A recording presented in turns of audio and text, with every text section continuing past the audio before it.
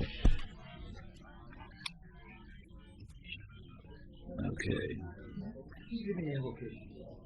Correct. Good evening and welcome. Whoa.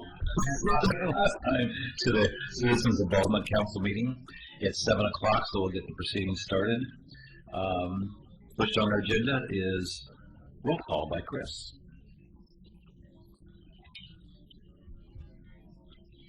Amanda Lamar, Berkeley Hills.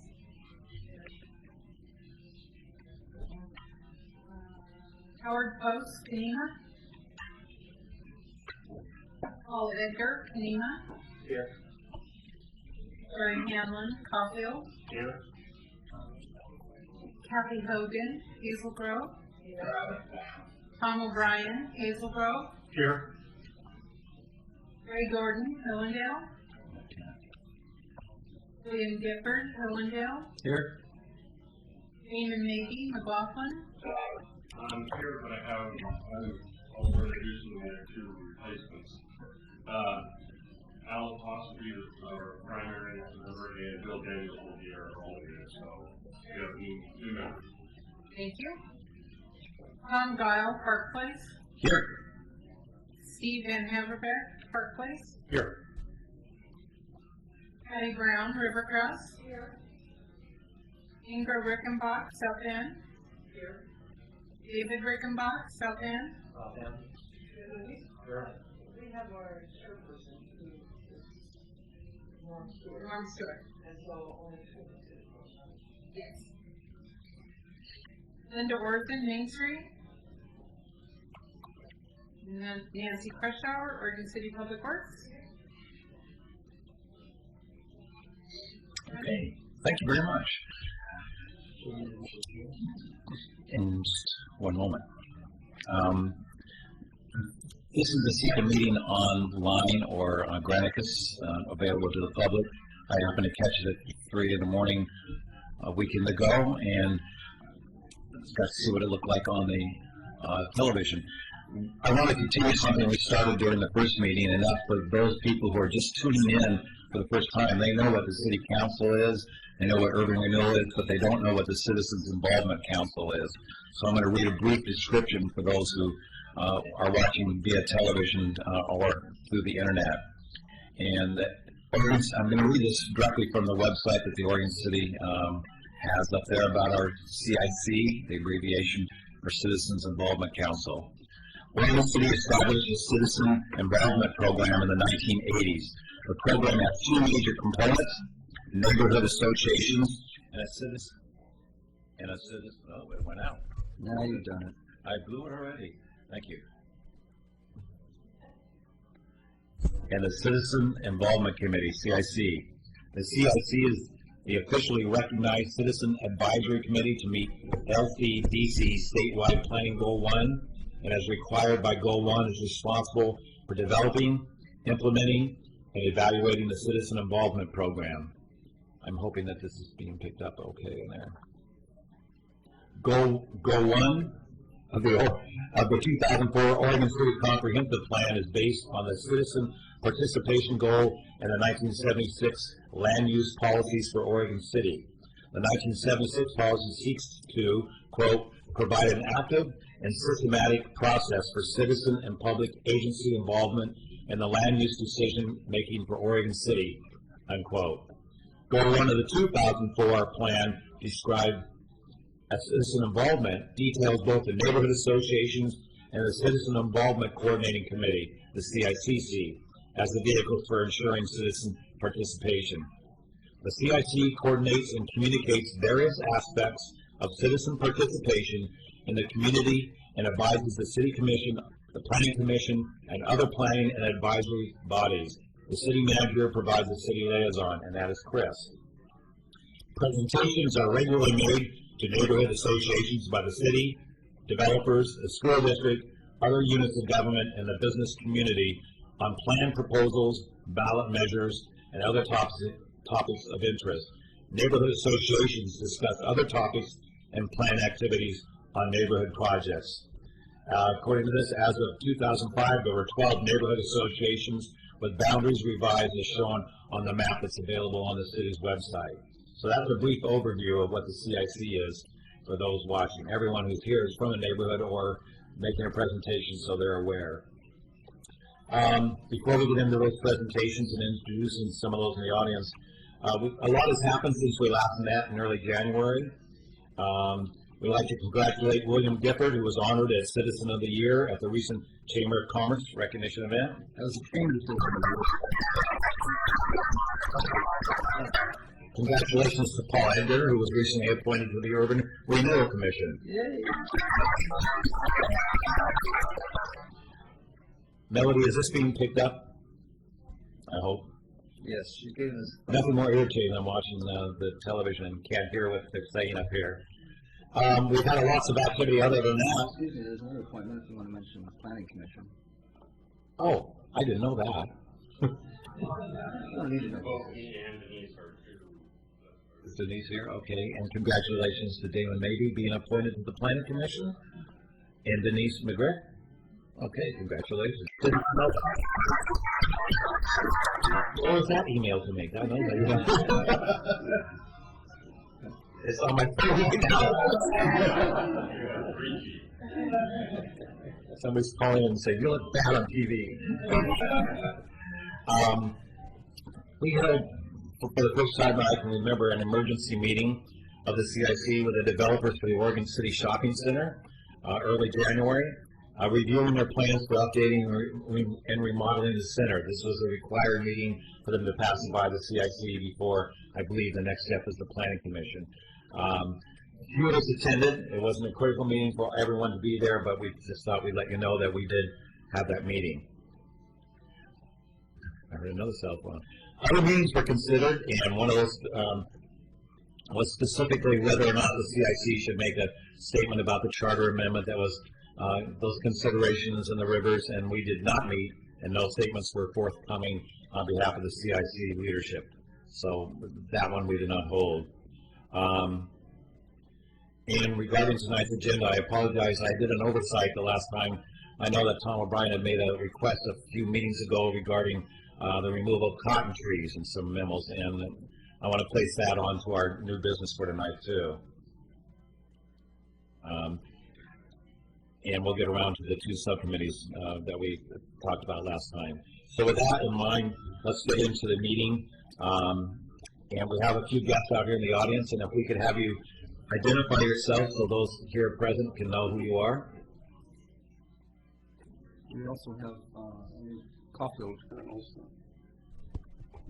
Like to introduce yourself here? Sure, my name is Aaron Olson, representing the Caulfield Neighborhood Association. Terrific.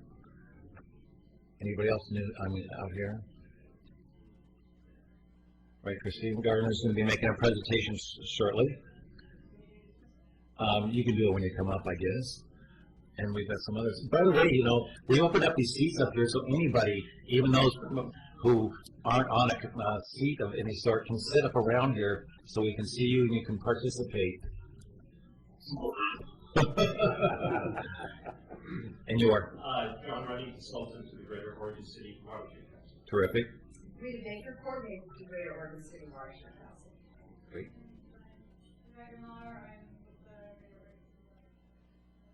Okay.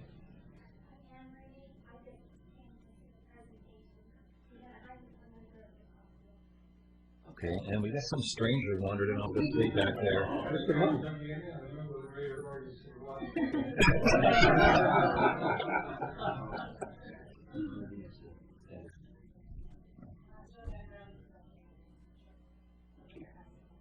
I didn't hear the last part. Terrific. Okay. I think we got everybody. And I have a special request that make sure that all the attendees have signed in on the sign-up sheet back there. Since William takes the minutes, he wants to make sure he gets the correct spelling for all names, legibly. And with that, what we'll try to do first through these meetings is that those making the presentations go first, so they can leave if they like, and they're not bogged down by all the other conversations that we get into regarding neighborhoods. So with that in mind, I think our first one is regarding the 2011 Citywide Historic Survey, and that's Christina Robertson Gardner.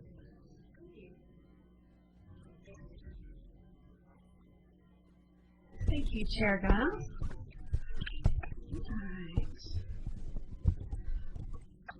I'm here this evening as part of my duties as the preservation planner for the City of Oregon City and staff of the Historic Review Board. The Historic Review Board is designated a certified local government in the State of Oregon, which means the City Historic Preservation Office has designated us a city that aims to preserve history and has met all the benchmarks and criteria to be a certified local government. With that designation, we can apply for grants. Yay! So every year, every 2 years, we apply for certified local government grant to see what we can do to increase information and preservation activities in Oregon City. Last year's grant, which we are pursuing this year, is a 2011 citywide historic survey. And what we are aiming to do is pretty ambitious, and that's why I am doing a little bit of a dog and pony show to the Planning Commission, City Commission, Historic Review Board, and the citizen involvement, so everyone understands what exactly this is and why we're doing it and what benefits, long-ranging benefits, will occur because of this. 2 parts to my presentation this evening. One is just a brief overview of what the grant will entail, and the second is a presentation that I cribbed a little bit from the State Historic Preservation Office, which is titled Why Perform Surveys, to give a little bit of background of why you perform these large, overreaching surveys. So really briefly, the 2 phases of the historic survey consist of phase 1, update to the existing surveys for the 86 landmarks. We currently have 86 designated landmarks in Oregon City that are located outside of our 2 historic districts, Kenema and McLaughlin. Those landmarks, the last time they were surveyed, were in the mid to early 80s, and the preservation team, or the consultant team, will be updating those surveys, taking new photographs, identifying any changes to the sites, and recommending if any of these landmarks should be de-designated or changes occurred over time. Second, they'll conduct what we call a brief reconnaissance survey of approximately 1,575 buildings, and you read that correctly, 1,575 buildings. What those will contain is a photograph and maybe 3 to 4 pieces of information per building or per address. The third is to create up to 3 brief context statements for selected neighborhoods, and 4, to develop a final report with recommendations for future preservation activities, policies, and regulations. Phase 2 will happen this summer. Overhead, but not on our screens. Oh, you can do a hard toggle. It should come up if you This one here. Yeah. Click to your right. Okay, sorry. You should be able to see it up on your I was screen. wondering, they're all looking up there. Thank you. Sure. This summer will be the second phase, which will be 4 to 10 properties will be identified from the survey to be eligible for the local register, and up to 3 properties will be chosen to provide more research of an intensive survey. This is where you get that information: who lived there, what's their backstory, what's the deeper understanding of what makes the building historic. Per Oregon statutes, local designation can only happen with owner consent, and so these properties that would move forward for local designation would be in cooperation with any local owners who want to move forward with this. And we would do the intensive living survey after finding out A, which properties might be eligible for a local listing, and 2, which property owners would be willing to go through that process. Painter preservation and Excuse me, are you taking questions in the middle of this? Or do you wanna whatever wait till the the end? group would like to do. Is it a long question or interrupt your train of thought or? Well, as long as you were talking about ownership participation, what would the downsides be? Why wouldn't they want to? I think that would be a good answer for the end of the fine. program, but I think some of it will be answered. Feeling. Painter preservation and planning was selected to perform the inventory, and Diana Painter and her partner Christiane Becker have a pretty extraordinary background in inventories and mid-century architecture, and that's another reason why the Historic Review Board chose to move forward with painter preservation, because a lot of the buildings that have not been inventoried come from the 1920s, 30s, 40s, and 50s. And it's really the story of Oregon City we don't know very well. What happened? How did development occur on the top of the hill, in the midsection, in Rivercrest? So we were looking for a consultant team that had experience and could help tell that story and kind of have an outsider's view to look into our history and tell us what things about our mid-century and early 20th century history are unique and are worth preserving. We've been trying to do a lot of public outreach at the beginning. We have a project website on the planning page. You'll see, and also I think there's a link on the main page that talks about the inventory. We had an open house on the 25th here at City Hall. We sent a letter out to all of the properties to be surveyed, all 1,500 plus the landmark properties. And I'm making presentations like this to as many organizations within the city as I can. All the survey work for this project, including photographing the exterior of the building and noting architectural features, will take place from the public right-of-way. And the surveyors will not be entering properties or asking to view the interiors of buildings. So, the question, how will the results of this survey be used? One, to update and maintain the inventory of existing and potential historic properties in Oregon City. Two, provide information to the city as to where some landmarks may still be considered historic under city and state guidelines. Three, provide invaluable information on how the city grew and identify areas that still retain a sense of distinct historic identity. And four, while some properties may end up with local designation, the real value of this project will be the breadth of information that can be utilized in future planning projects, such as updates to the transportation system plan, adoption of future neighborhood plans, or revisions to existing utility master plans. The main reason this survey was even pursued was an understanding that you can't really know what you want to save until you know what you have. And previously, when we did surveys, we kind of hit the best and the brightest. You know, what everyone thinks of is what's an historic building. Well, sometimes you have to do a survey of everything to kind of distill out that second story, distill out the areas of the city that have an historic story to tell. And so that's why we wanted to make sure that we did an exhaustive survey of everything that's left in the city that's over 15 years old that have not been surveyed previously. And with that base information, then we can start to look at what are the pockets in the top of the hill that may have historic. Are there places that may be a future historic district if there's under consent of the neighbors? Is there an area where when there's future zoning, that may be the historic significance of a neighborhood may be an important factor in whether to upzone or downzone a property. This is that base level of information that can be used for far more former projects. And I'd like to just briefly go through a little bit of the State Historic Preservation PowerPoint, because I think it really illustrates why surveying is an important tool. What is an historic resource? Well, there's lots of different definitions for a historic resource. Some of them are, there's National Register designations, which is, there's different criteria. Is the building over 50 years old? Does it have a certain amount of integrity? Is it related to a famous person? Section 106, which is a process that the federal government uses when federal money is used on a project, takes a look at, does it have an adverse effect on a historic resource? All of these have their own little specific definition of what's historic. But the overarching definition that most people use is it over 50 years old, and is it have intact integrity? So that's what we're really looking at in this survey. We cut the survey limit at 50 years, and what our consultant is looking at is what buildings have maintained integrity over the years. So what is an historic resource survey? It provides information about historic resources and is important and useful to local governments. The survey forms identify why a building is significant. How should it be treated? What are its character defining features? Where is it located? And where does it exist? Where does the historic resource exist? So why do local governments do surveys? It's a basis for informed decisions. It can also be used for historic resource compliance, such as through the State Historic Preservation Office. It's a way to look at record creation. It integrates historic preservation planning through lots of different projects within the city.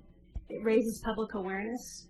It provides better understanding of heritage, and it is one of the marks of a truly successful certified local government program, which I think Oregon City strives to maintain. So how is the survey used for local governments? And I really like this slide, 'cause I think it really shows how surveys can distill into lots of other avenues. You'll see around the circle, historic preservation, zoning and planning, disaster planning response, transportation planning, affordable housing, adaptive reuse, community development, heritage tourism, and review and compliance. So for example, I'd like to use the disaster planning response as a great example. And when Vernonia went through their floodings 2 years ago, they desperately needed help from FEMA. And the first thing FEMA said was, what are your buildings that are 50 years old? Have you done your surveys? I know you want to demolish your school. Is it historically significant? And Vernonia went, I don't know. And so they had to go do a survey. They had to go hire someone and survey their schools to make a determination if it was historically significant before FEMA would even start. The Almsville tornado, another example. Before any federal money can be used, they have to determine what are the historic significance of any of the buildings that are going to obtain federal funding. With this program, for the most part, I don't want to say every building, but a vast majority of our buildings over 50 years old in Oregon City will have an inventory form. All we have to do as a city is forward that inventory form on, and that you've gotten that first step. This maybe a building is determined over 50 years, not eligible in current state, move forward, the feds have crossed that off their list, and we've taken, a step away that could have been taken up time for a potential property owner or the city. So that's one thing you don't really think about. Some of these historic surveys are not necessarily just to identify what's historic, but also to identify what is not historic or what has lost its integrity. Another example is zoning and planning. If there is an area that the city is looking at, we call upzoning, so maybe you have a higher zoning designation, but this final report says that this area has a high integrity and a high amount of historic significance, those inventory forms could be utilized in that analysis of should this property be upzoned or not. Conversely, if the opposite is said, that this area, while older than 50 years, a majority of the properties have lost their historic significance, that may also be findings for why a certain area may be more appropriate to upzone or downzone. So once again, these inventory forms, once they're created, can have a lot of purposes outside of just creating an historic district. And I can go on, but you can kind of see how they can go through transportation planning and affordable housing and such. So what kind of survey are we doing? Well, for the most part, we're doing what we call a reconnaissance level survey, and we're even calling it a reconnaissance level light. So we're the least amount of information the State Historic Preservation Office will allow us to do. Of course, we have a finite amount of money we have, so we're trying to get as many buildings as possible. And the second one is the intensive level survey, and that's the second phase this summer. But really briefly, the reconnaissance level survey is just to identify that brief first windshield survey. You have a specific area you're looking at. You're just looking at lots of different kinds of buildings, briefly what makes them different. And maybe you do find a certain section of your survey area does have a little bit more significance. The reconnaissance level can start teasing that out and kind of saying, here is certain parts of the city that have a higher grouping of historic resources. And maybe the reconnaissance level says, hey, well, there's this one house that's pretty spectacular. I think we need to tag that and say, maybe in the future we'll do an intensive level, or maybe we need to look at this one more closely. An intensive level survey goes that next step. Not only are you documenting and you're identifying parts of the city, but you're getting into detail. What are the outbuildings? What's the architectural descriptions on each of the elevations? You're really filling in the details, but you just can't do from a windshield survey. So that's an intensive level survey. Who lived there? What did they do? Why? How long did they live there? What makes this building significant? So putting it all together, survey data, inventory is just the beginning of the process. Find out what you have. Then the survey report's created, which I think is what I'm most excited about with Painter Preservation, with her background and Diana Painter's background with mid-century modern architecture. She can really tell us what we have in Oregon City and what we don't have in Oregon City, what buildings we've missed over the years, and what sections that we thought were historic and maybe not as much. So that outside look, she's done inventories all up and down the West Coast. She has an office in Spokane. She's worked in cities such as Tacoma and a lot of Northern California. We share a lot of the same architectural styles, of course, with small tweakings for each unique city's circumstances, but she has a pretty fair background on the West Coast architecture, especially 20th century. So her survey report will be an interesting eye into what she sees that we are missing in Oregon City in regards to preservation, and recommendations for next step. It's not going to solve anything, or she's not going to say if you do this you'll be fine, but she's going to be able to give us lots of potential tools that we can decide as a city if we want to move forward. Then, of course, as all good survey reports and any report, that you don't want to make sure that they sit on a bookcase. You want to make sure they're actually implemented. So after you inventory have the survey report, you need to move forward to integration and acceptance of the recommendations and move forward to see what this report and inventory can do for the city. So I give an example of Vernonia, but this is an example of disaster planning. These survey forms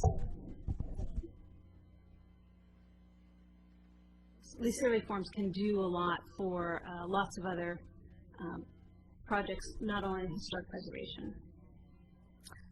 So specifically, continuing to revisit, reevaluate, update, identify and evaluate, it fills in the gaps. The other thing to note, survey forms are a point in time. A building may, over time, have 3 to 4 to 5 survey forms, and so what information on each survey form is going to be different, and one does not overtake the other, but together they paint a picture. And so what this is doing is continuing to add to this information. So the inventory forms from '86 and 2002 or any other year that a survey was done are still valid. This is just adding more information.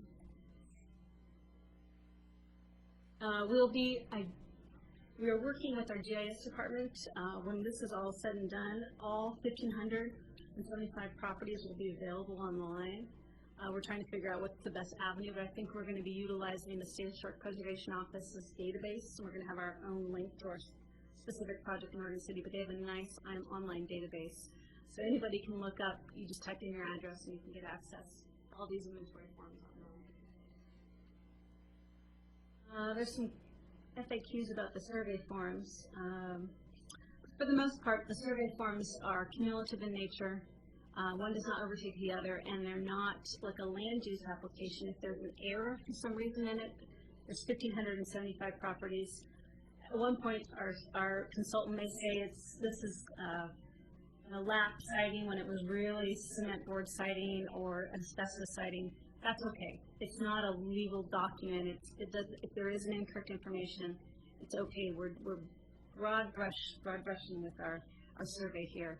However, we do have the ability to revise the survey forms if we need to. If it's just obvious, for myself to go out there that it was an incorrect piece of information, we can revise it. And so I just want to let people know that if for some reason you look in the survey about your house and you see something incorrect, let me know. But it doesn't, there inevitably is going to be something that might turn up a little different. But the goal here is broad brushstrokes with the survey. And now I'm available for any questions the group might have. How do I flip it back again? We're still learning this system here. Did I beat you? I don't know. Did you hit me? I have a few questions. The first one that I was curious about is what are the potential downsides for property owners? You said if they choose not to be involved in the survey. Well, the survey there is, the survey will happen, is be taken from the public right away. Now, if a property owner has been identified as a potential property for local designation, we'll contact them at the end of the spring. We'll talk to them about the benefits and the downsides of local designation, kind of called carrot sticks. Local designation in Oregon City means that exterior alterations, additions, and new construction will be reviewed for compatibility by the Historic Review Board or myself as staff if it's a small project.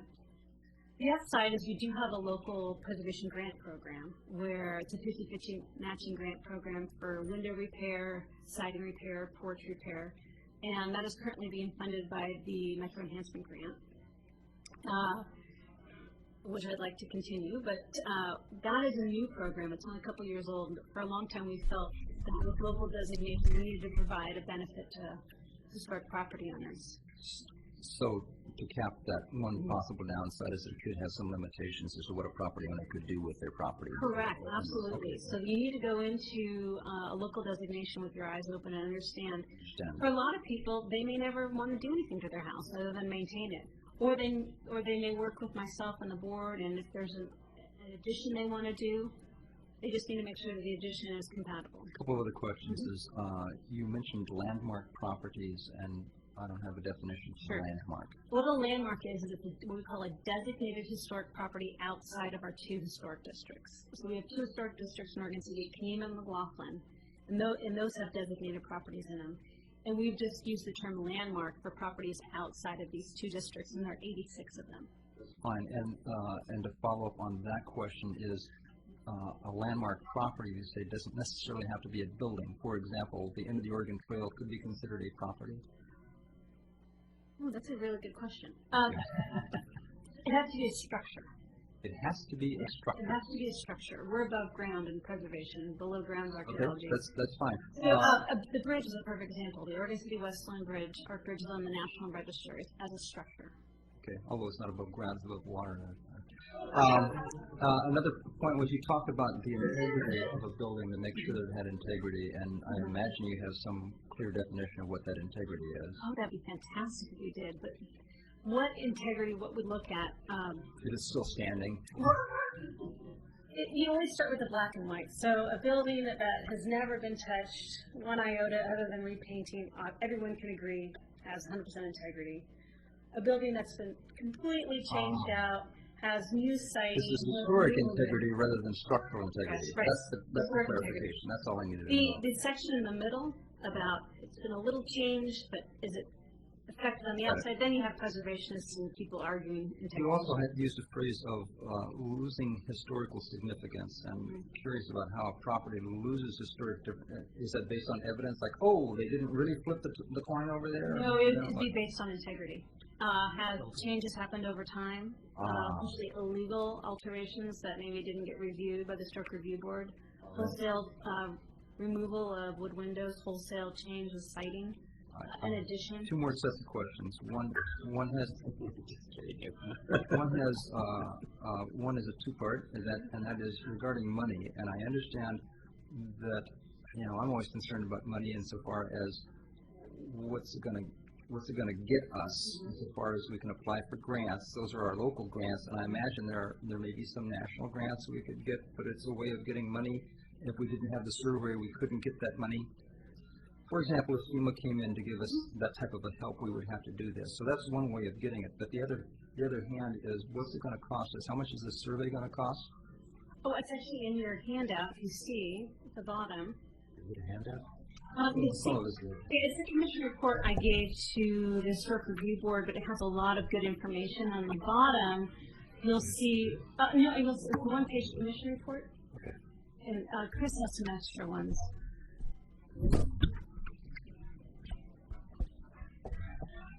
It was a $13,000 grant, and the project is $25,000. Okay. And possibly one of my last questions is, I imagine that there are going to be future surveys done, because if you're going to use the criterion in 50 years, then next year you're going to have another building that's over 50 years old.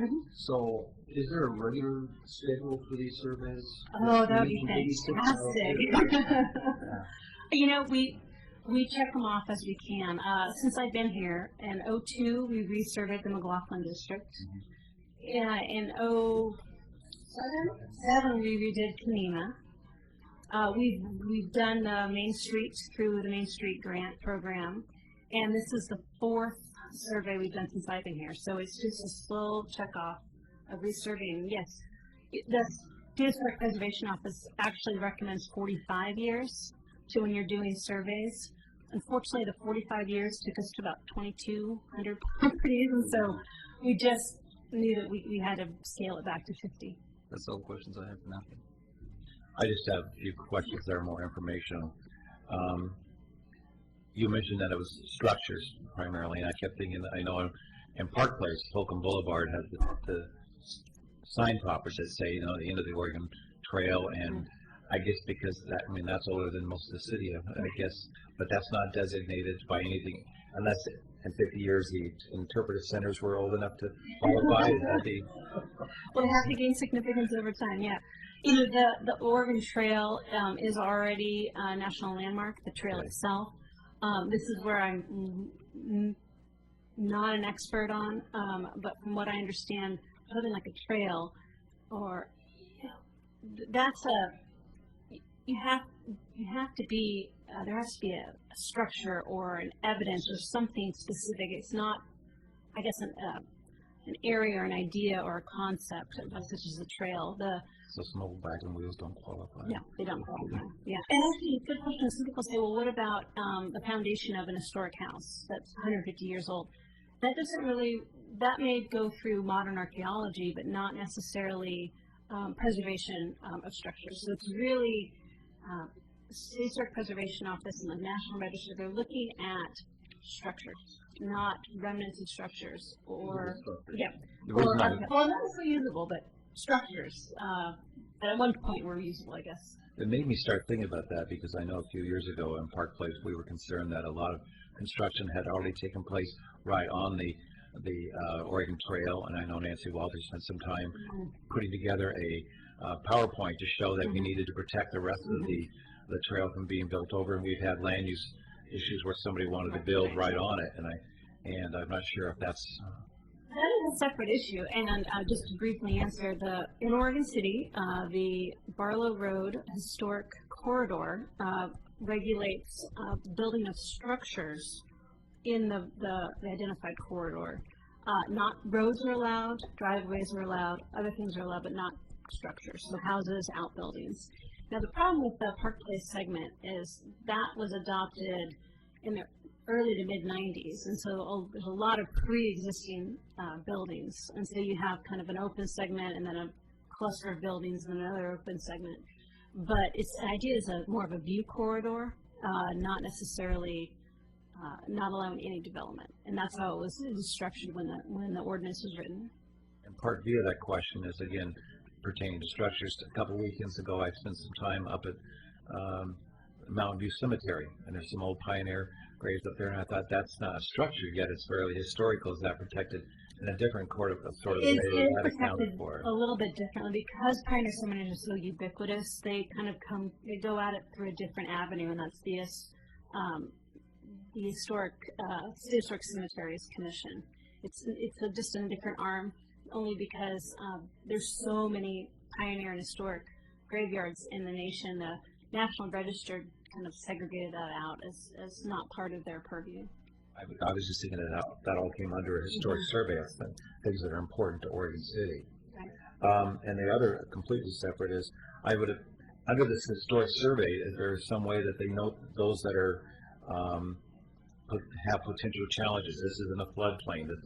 If we have a slide, this location, this house could be endangered, or things that you brought up Vernonia, and I was thinking that several times they probably thought, did anyone go check that other property? It's right in that area. I don't know if that's... Well, that's actually a great question. That won't happen with the report of this survey, but that's something, once again, because we have the data, we can do that analysis, because we have overlay zones of the floodplain. We have overlay zones of a geologic hazard. we inside, once we have the data, can crunch those numbers. It's just a thought, things that you have to go look at quickly. Yes, sir. I should know this, but is the elevator on our national historic register? Well, that's a good question. Our elevator is locally designated, I believe, Nancy? Yes, we did the elevator over 10 years ago. But it is eligible for the National Register, but has just never been designated. The one thing to bring up, a lot of people are very confused by National Register and local designation. Just briefly, the National Register is a program created and maintained by the Secretary of the Interior, National Park Service. They have a requirements for listing, and really a great way to think about it, someone explained it to me one time, think of it as a big ledger book. And if you meet this requirement, you can be on the National Register. But what happens, like a lot of things, is a lot of programs, grants, require National Register listing. So it's not the National Register that requires anything or can give you money, but a lot of times it's a prerequisite to moving forward. So that is a listing on the by the National Park Service. We have a local designation process. So you might have a building that's eligible for listing on the National Register, but the property owner just never thought about doing it, but is locally designated. Or you could have something that's nationally registered, but is not locally. So there are really two avenues for historic designation, but the National Register is the gold standard. And one other question, all of our conservation, civilian conservation corps work that was done in this city back in the late 30s, rock walls, stairways, waterfall, are they all on the local inventory? Yes, they were locally designated. Nancy, this was 2099?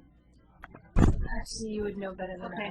And it was right before I came here and I won. So a little over 10 years ago. Yeah, the promenade, the staircase, all of our WAP rock work structure is designated locally, and it's a lot of them are eligible nationally if we wanted to pursue that.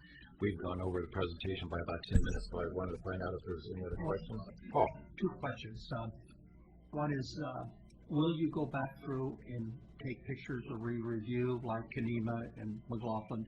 Are they part of the $1,575? No, these are specifically the landmarks because we have not been able to do what McLaughlin Kenema did, and also then these new segments of the newer building. And we also have the road trail going out to the historic Kenema Cemetery was traveled by the natives before it was ever made used by the wagon trains going out of Oregon City. Is it going to be designated, or can we get it designated? Because it's separate from the cemetery. You go out all the way to the cemetery, then there's a gate at the cemetery. I can answer two parts to that. One, it's not part of this inventory. And two, let me do a little research, because we always joke, I'm the above ground person. Even the State Historic Preservation Office, there's this like line. There's above ground people and below ground people, and they work in separate parts of the office, and they don't interact as much. And then things like roads, every once in a while there's these things that kind of straddle between the two, and this is where I need to get a little more knowledge of, such as a road is a good example. When it is retained as sort of significance to the level of designation, and that's where I don't know. Well, it is important to Kenema that it's protected, and having that designation is, I think, is long overdue if it's not there. Kathy? There's two on Central Point before you don't even get to Hartlow's. Those two treatments, Susan Van Orman had the first one on the right-hand side. I'm sure they'll be in. Anything that's over 50 years old will be in the survey. Okay, because there was the two of them. I know they've done a lot, but I don't know. Kathy, do you have a mic? No, I didn't. We didn't know if this one worked. Can you speak a little louder? The one near Paul never works. It's for our own protection. While doing that, just a quick question. Again, if somebody watching this wants to get in touch with you and ask more questions, how can they do so? They can get, first I encourage if you have internet access, please go to our webpage on the planning site, www.city.org/planning. My contact information is on there, but I'll give it. My phone number is 503-496-1564, and my email is crobertson, ROBERTSON, @orcity.org. Christina? Okay. Christina, could you repeat the phone number? One of the numbers was dropped. Oh, sorry. 503-496-1564. And just so you know, the CIC will be invited to either the Planning Commission or City Commission meeting at the end of May to allow Painter Preservation to make their final report. So you all invited, and I'll let you know those 2 dates when we get closer. Okay. Thank you very much. Sure. Next up, our guest speaker is the Fair Housing Council. Presentation of 15 minutes with question and answers of 10 minutes. Joe Becker, exactly.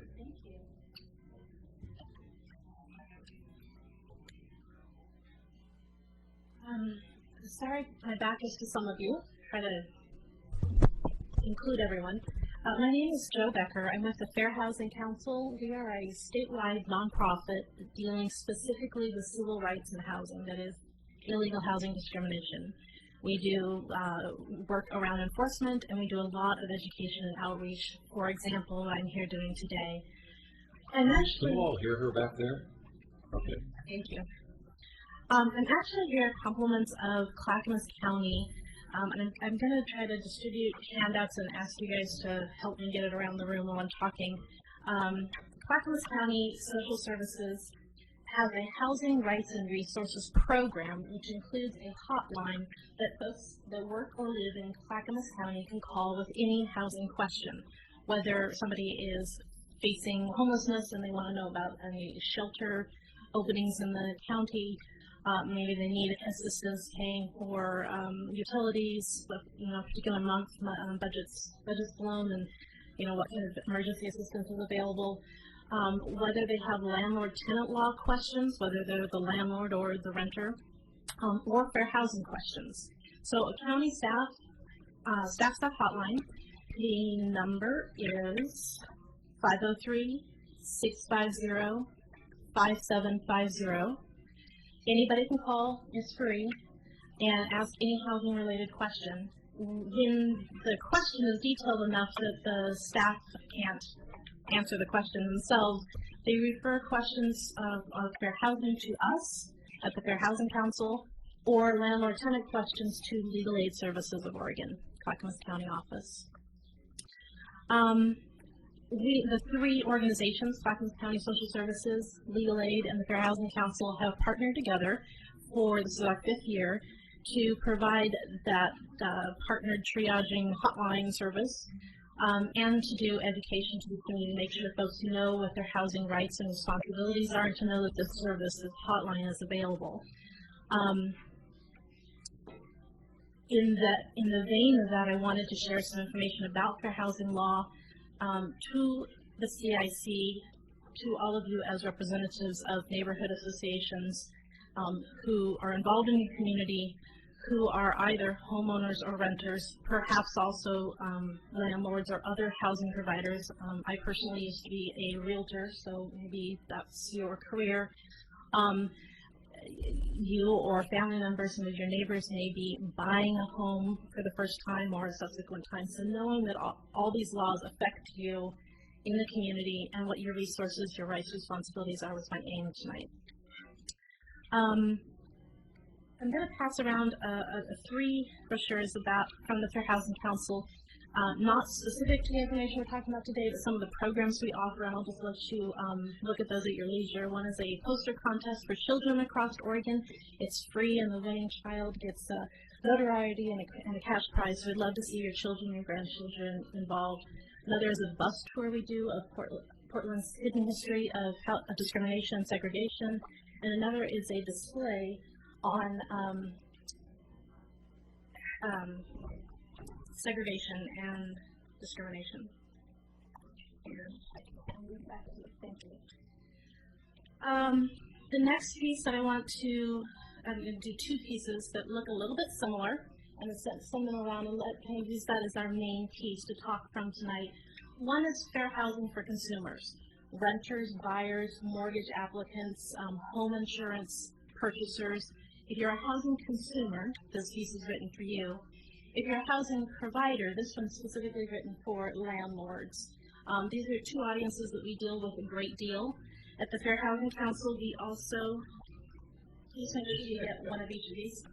That's what a heavy bag. This is the Mary Poppins bag. Handy. At the Fair Housing Council, we deal with builders and architects, designers. We deal with attorneys that deal with housing.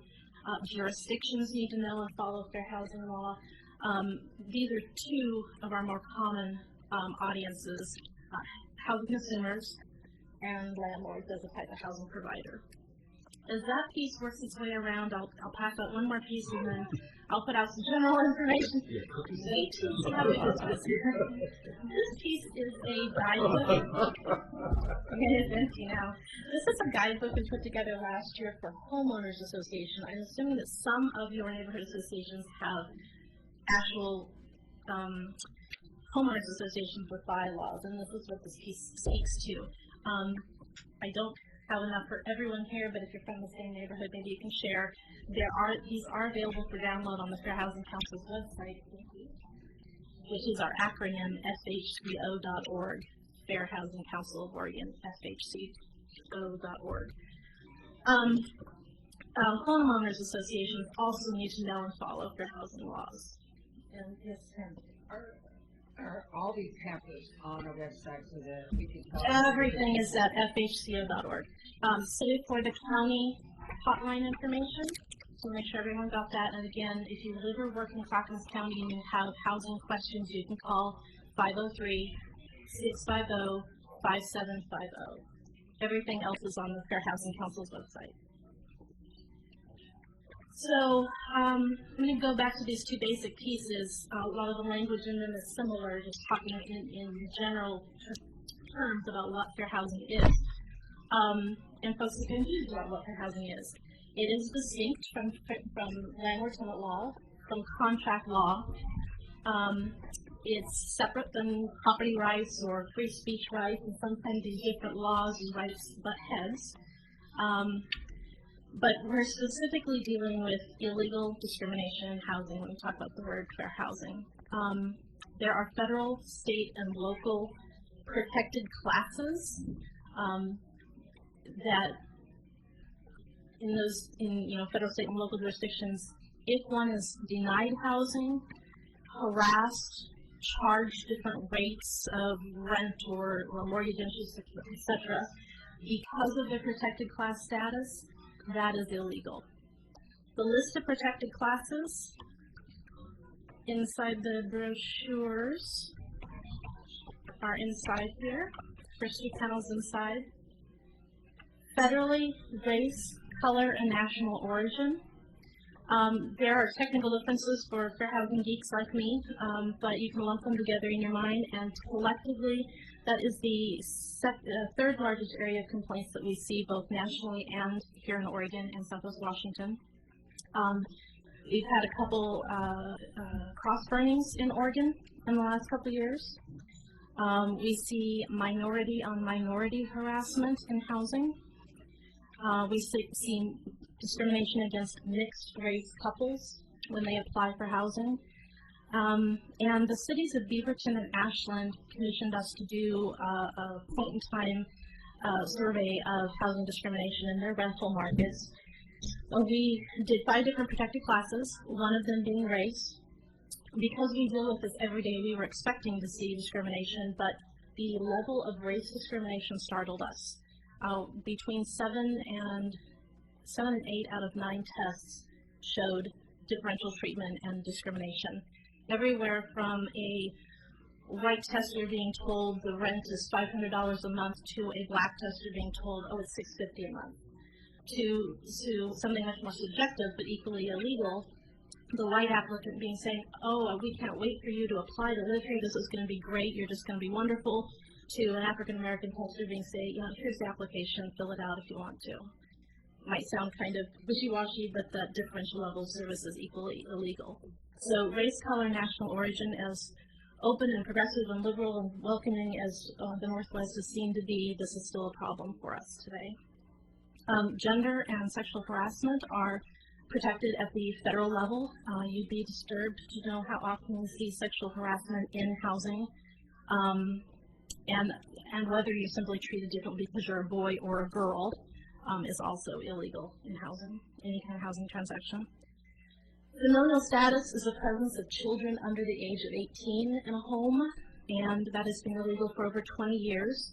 We still see advertisements, statements from housing providers, be it manufactured home parks or homeowners associations or landlords that say no kids, no teenagers, no toddlers.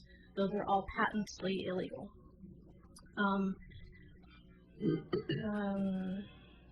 Had a thought and I lost it. Disability is defined very broadly under federal fair housing laws, any physical or mental condition that substantially impairs a major life activity. That includes not being able to see or breathe or think or talk or take care of yourself. It also includes chronic illnesses and a laundry list of other conditions. So it's defined very broadly compared to other definitions you might see in terms of social security income or disability income, that sort of thing. Disability is the #1 area of complaints we see across the country and locally, and familial status is the second largest area of complaints and confusion we see. The disability being #1 doesn't surprise me. It's a very, very dense area of the law. It deals with everything from preventing a housing provider saying, you have, you know, this disease I don't like and I think it's icky, so you can't live here, or you're in a wheelchair and I don't want to have to put in a ramp for you, so you can't live here. So that's the one thing, an obvious thing. Two, a person with a disability being able to ask a housing provider for assistance. Putting in a ramp, for example, would be one example. And there's a process for that, so don't let your wheels just turn too quickly. There's a lot more detail than I have time to share on that. And then there's also a part of disability as federal law that says newer multifamily housing, so apartments and condos built after 1991 need to meet minimum accessibility requirements. All of this falls under the Fair Housing Act's disability as a protected class piece. So it's very broad, very dense, a lot of minutia. So I'm not surprised this is the most complicated, the most common area of complaints. In Oregon, we also protect marital status in housing transactions. So whether one is single, married, divorced, widowed, that's not something a housing provider could make a decision on whether or not you're an appropriate resident. Legal sources of income are also protected in Oregon. WINS was added. Section 8 vouchers are specifically lobbied out. So if you're a landlord, you don't have to take Section 8 vouchers, but any other legal source of income, alimony, Social Security income, disemployment income, even unemployment income, TANF, etc., needs to be considered money one could pay their home bill with. Sexual orientation and gender identity are protected across Oregon, so whether one is heterosexual or homosexual or perceived to be one or the other, they cannot be denied housing or harassed in housing because of that. And domestic violence survivors essentially are another protected class in Oregon. This was interestingly added to the state's landlord-tenant law, not fair housing law, but it effectively creates another protected class for one who has been a victim of domestic violence, has some sort of documentation. In the rental realm, they have some protections and some rights. In the local jurisdictions, cities and counties can add their own protected classes. There aren't any in Clackamas County specifically, but you can go to our website, thank you, and check if you happen to work in another jurisdiction. You can check and see what that is. That's a rundown of the protected classes, which is the basis of what fair housing is. I'm not a landlord-tenant expert, but certainly the county hotline can assist with those sort of questions as well as fair housing questions. And with a couple minutes to go, let me just open that up and see if there's questions about any of that. Yes, sir. I wasn't sure if I heard you said something about homeless. The county hotline, the Housing Rights and Resources Hotline, can direct people to homeless shelters. Okay, so because after I was running, because homeless, you know, there's no money and there's no ability to pay rent. Because we, in a situation, I belong to the Stocking Bill Heart. We give out Christmas stockings to the needy, and we actually had a homeless family with a child that was going to a school. I'm not going to say where or whatever. And they gave her one of our socks, or him, I can't remember which, because nobody knew but the teacher. So, is there some way to help them get some kind of assistance? Because this is staffed by the Housing Right, the Clackamas County Social Services Office, I think this would be a decent place to start. They can pass you on to their information, a referral and resource hotline. I'm wondering if you can't let the schools know, all the schools, because I'm sure not just one school, but there might be more that have children that are living in their cars with their parents. And it's not their fault. It's a large problem, and it's something that the Clackamas County Social Services Office is involved with. So with the schools, so that they know that there is this outlet. Ongoing challenge. And it might be good, just even for if you're in their neighborhood, and you know there's a problem like that exists, contact them to put up flyers to school or someplace, since they can't be everywhere, but at least if they know that there's a problem that exists in a particular neighborhood, they might be able to assist in that way for contact information, correct? Okay. Questions? I don't need to touch. Couple of questions. One is, you mentioned a couple of times the word audiences. Yes. Which I assume you referred to clients or users or whatever else. So audiences, and it sounds as though you have two. I mean, basically those that are looking and those that are providing. And I'm curious about the size of those audiences. Wow. Well, if you look at the landlord brochure, for example, on the inside back panel, you've got a list, a bullet point list. These are probably most of our. I guess I'm curious about how busy are you? We are a statewide nonprofit serving Oregon and Southwest Washington with a staff of, I think, 8 right now. 8. There are 2 of us in the field doing the education and outreach, and I'm part-time. And about how many calls are you getting? I'm just curious. Oh, golly, I'm not involved with the hotline. I should know that for you. Okay. And then the I second want question I have. to say 1 to 2,000 a year, but I'm going from memory. The other question I had is, because you're a nonprofit, how are you funded? The Fair Housing Council is a nonprofit funded through different grants. A number of them come from jurisdictions, from HUD, from the state office, from cities or counties. The Clackamas County grant is an example.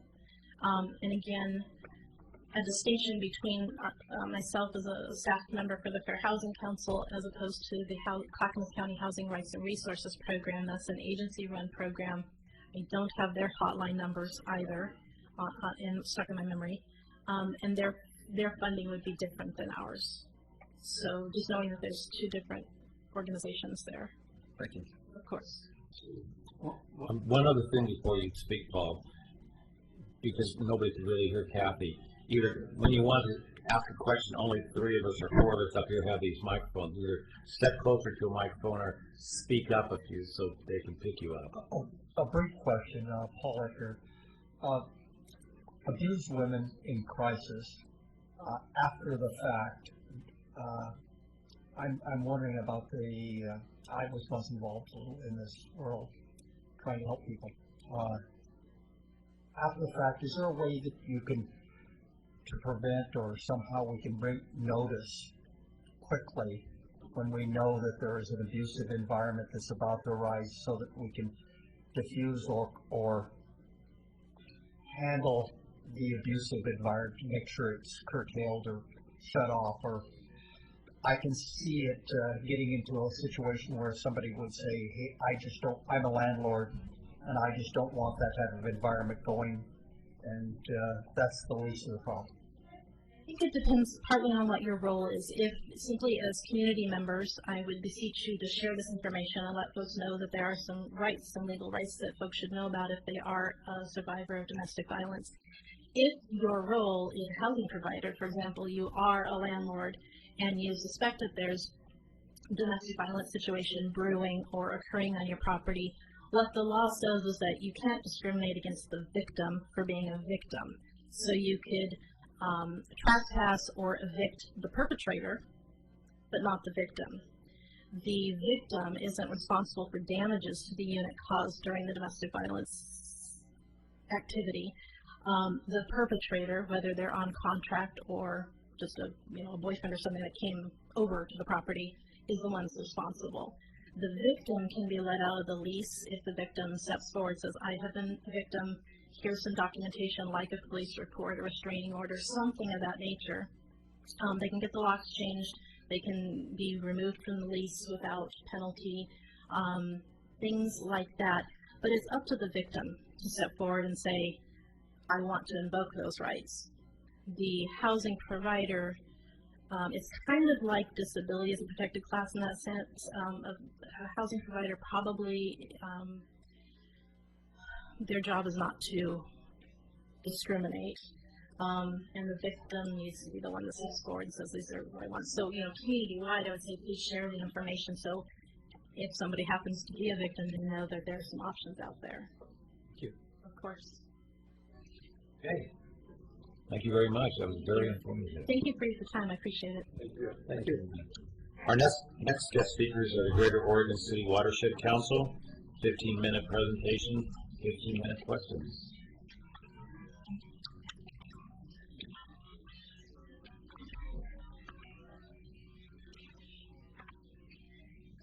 Good evening, Mr. Chairman and members of the council. My name is Rita Baker, and I'm with the Greater Oregon City Watershed Council. I'm its coordinator, and we appreciate the opportunity tonight to tell you about our newly completed Watershed Assessment and Action Plan. The Greater Oregon City Watershed Council has been in existence since 2004, and we're about 70 square miles, and we range from north to Holcomb Bradley, to the south, Spangler, to the east is Highway 99, and to the west is Ridge Road. This evening we're going to have John Runyon with ICF International give you an overview of what our Watershed Assessment and Action Plan consists of, and we're hoping that you might take away from this an opportunity to brief your own individual neighborhood groups and invite us to come and talk to you a little bit more specifically about what is going on in your neighborhood. And I'll give you a couple of little things to check up on your free time. And that would be our website, where our full Watershed Assessment and Action Plan is posted. That's www.gocwc.org. And if any of you have any questions, please direct them to me. Our telephone number is 503-427-0439. So with that, I'll give you a little introduction to John Runyon, who's a senior ecologist at ICF Jones & Stokes.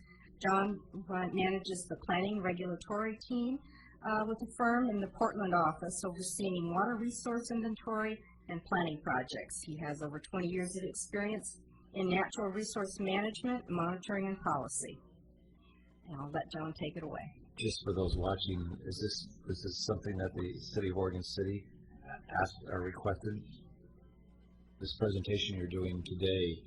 Part of our outreach to the community. And is that supported by the city government here? Did they ask for this to be done, or I'm just wondering what the foundation, what the background is? It's generally part of what, perhaps I should back up a little bit. There are about 60 watershed councils throughout the state. Oregon City recognized our watershed council in 2004, and yes, we have had really great support, both with our grant opportunities and also with participation on our council. That's what I was looking for. Thanks. Great. Again, I'm John Runyon with ICF Jones & Stokes, and we're going to talk about water tonight. So The focus of the watershed assessment was on the watersheds within and surrounding the greater Oregon City area, and I'll provide you with maps and details on that. But the assessment looked at the flow of water, hydrology, the flow of sediment into streams, water quality, riparian areas, fish populations, and habitats. So it was really centered around the streams and stream processes. So the assessment area, as I said, is centered on the primary streams that drain out of Oregon City and in the surrounding areas, Abernathy and Beaver Creeks. And then there are 3 watersheds that comprise those areas. As I said, Abernathy is the largest, Beaver and Parrot Creek is the second largest, and then there's a smaller watershed, the Willamette watershed, which actually we're located in right now, which are a series of small streams that drain out of Oregon City over the bluffs into the Willamette River. Is that the Oregon City limits that you were showing there, or? No, that was actually the area for the watershed. So you have an overlay showing where that fits in the city. I can show you. Actually, I don't have a direct overlay. North or south on there? North's at the Yeah, top. north is at the top, and the Oregon City area is centered over on the left side of the map, as you see it there. And you're right, I probably should have had an outline of the city so you could see, but there is actually graphics further into my presentation that show the city boundaries. So with the focus on those watersheds, it's important to have a context in terms of where Oregon City and those surrounding watersheds lie in the Willamette Basin. As you know, we're near Willamette Falls. Abernathy Creek actually drains into the Willamette below the falls. Beaver Creek drains into the Willamette above the falls. And that has significance in terms of the historic fish runs. Historically, the falls blocked the migration for salmon and steelhead. Some fish could get above there, for example, Chinook salmon, and some runs of steelhead could get above the falls. Coho salmon, which are fairly weak swimmers, could not get above the falls. And I'll talk about all the fish species. It's important to note that Abernathy and Beaver Creek are part of a kind of a suite of urban watersheds within the Portland metropolitan region, and it includes Tryon Creek, Kellogg Creek, Johnson Creek, and all of those have fish populations that really mingle and are intertwined in terms of salmon and steelhead populations, with the primary source population being the Clackamas River, which has very large salmon runs. That doesn't mean that these other streams aren't important. They're very, very important to the overall population dynamics. So it's really essential to understand that all of these streams have anadromous fish, that is salmon and steelhead, and they contribute to the populations in the Willamette system. What kind of fish? Anadromous, which are fish that go out to sea and return to freshwater streams to spawn. I was afraid you'd ask me that. A-N-A-D-R-M-O-U-S.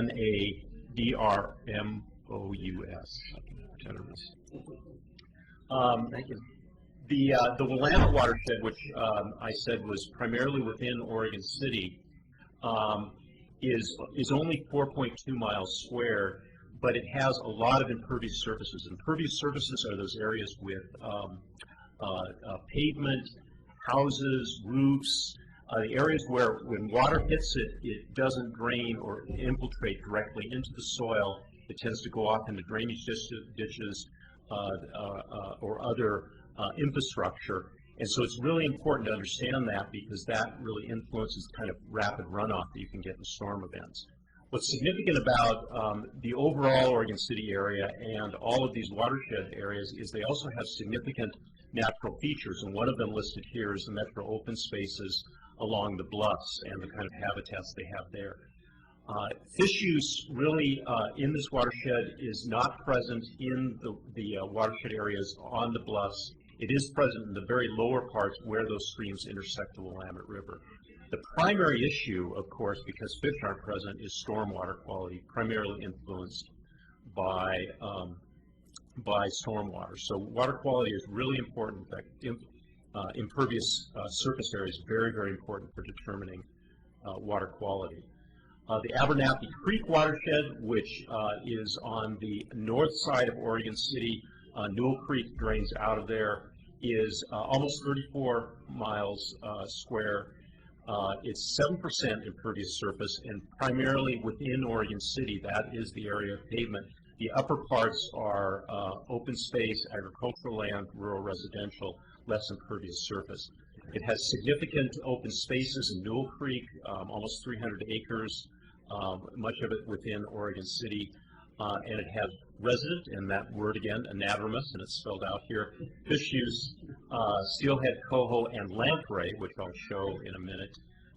Not your more charismatic fish species, but important nevertheless. Will you be able to email me a copy of this PowerPoint? Absolutely, yeah. Thank you very much. Beaver Creek watershed, which drains the southern portions of Oregon City, is slightly smaller than Abernathy Creek.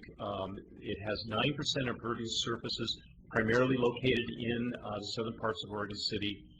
Resident fish use now, but it, as you'll see, has actually access now to anadromous fish or migratory fish because a dam at Civic Pond in the lower part of the watershed washed out a couple of years ago during a major storm event.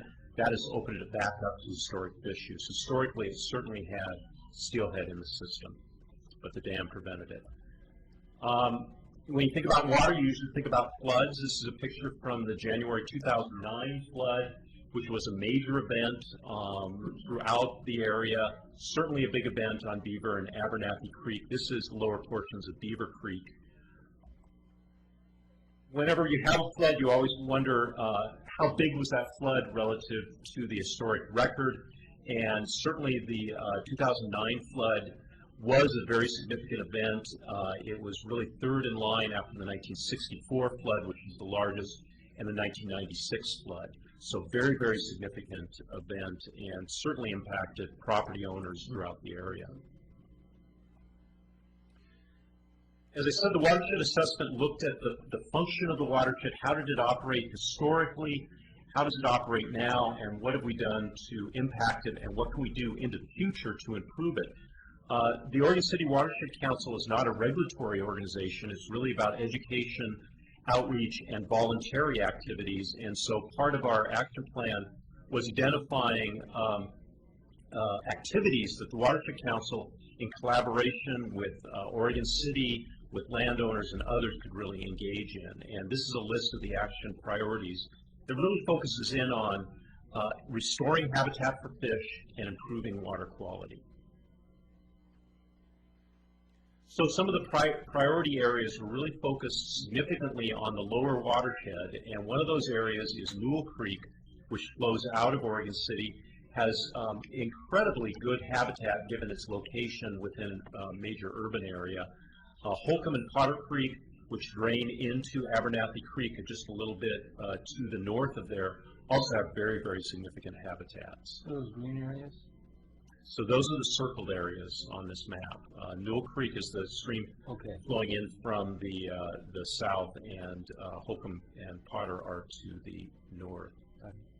Thank you. Just an image here of Newell Creek showing the intact forested areas along the stream. Much of that, as I said, is protected property that Metro owns.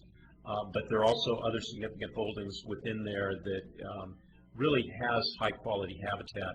This is one area that we've encouraged the Watershed Council in cooperation with Oregon City, with adjacent landowners and others to really focus on potential habitat restoration. While there are large intact areas within there, there are opportunities to restore habitats too. And what's significant about Newell Creek is it has incredible diversity of aquatic life in terms of fish populations there. It has anadromous or migratory steelhead, coho salmon, and Pacific lamprey, as I said, but it also has tremendous diversity of native fish, and I'll show photos of these in just a second. Cutthroat trout, long-nosed dace, shiner, sculpin, and resident lamprey. So given that this is a stream embedded in a major metropolitan area within Oregon City, it's just amazing that it has such diversity of native fish. Just a few photos of the fish present there. I don't think that this steelhead trout was caught in Little Creek, but I think it gives you a sense for the kind of fish that do exist there, and they actually do come up, fish this size, and spawn in that fairly small tributary. So certainly important habitat for steelhead trout. We also have a less prismatic species, and if you ever had an opportunity to go down to Oregon Falls and see the lamprey crawling up the falls, I think you have a sense for how tenacious this fish species is, and it actually goes out to the ocean, comes back in, spawns in freshwater streams such as Newell Creek, and their juvenile form live in the streams for a considerable period of time. So lamprey, which have a lot of significance, obviously, to Native American populations.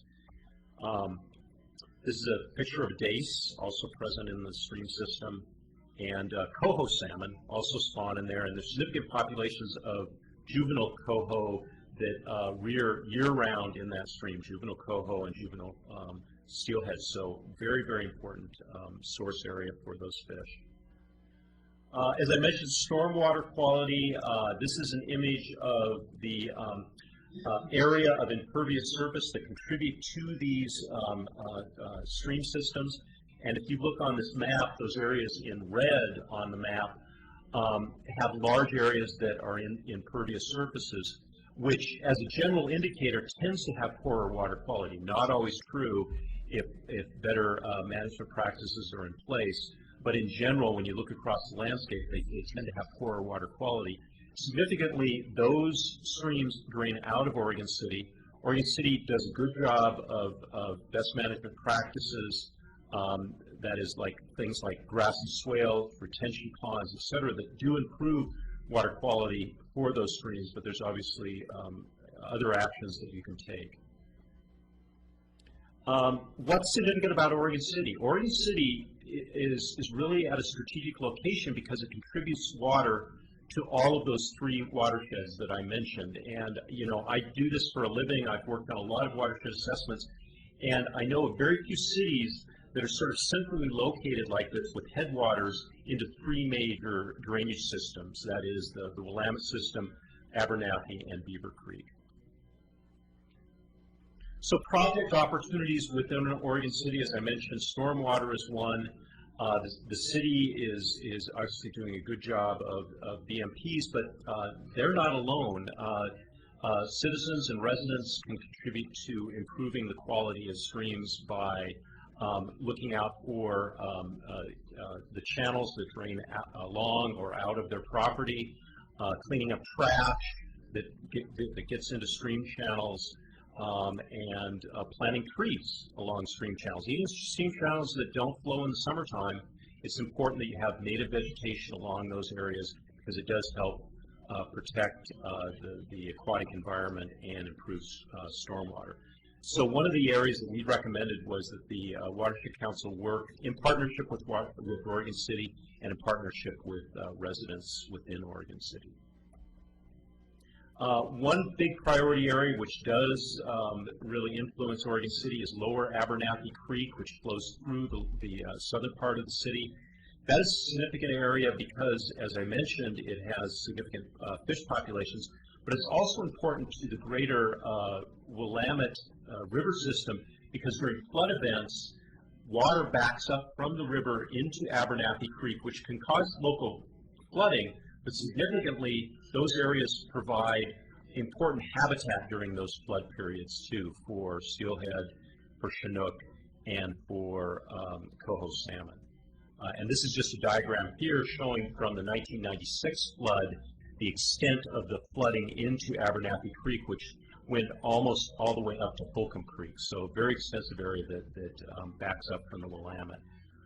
We provided the Watershed Council with detailed maps that they can use for public outreach and planning efforts. This is just one example of those maps for Lower Abernathy Creek, which shows the extent of housing development and riparian forests along the stream.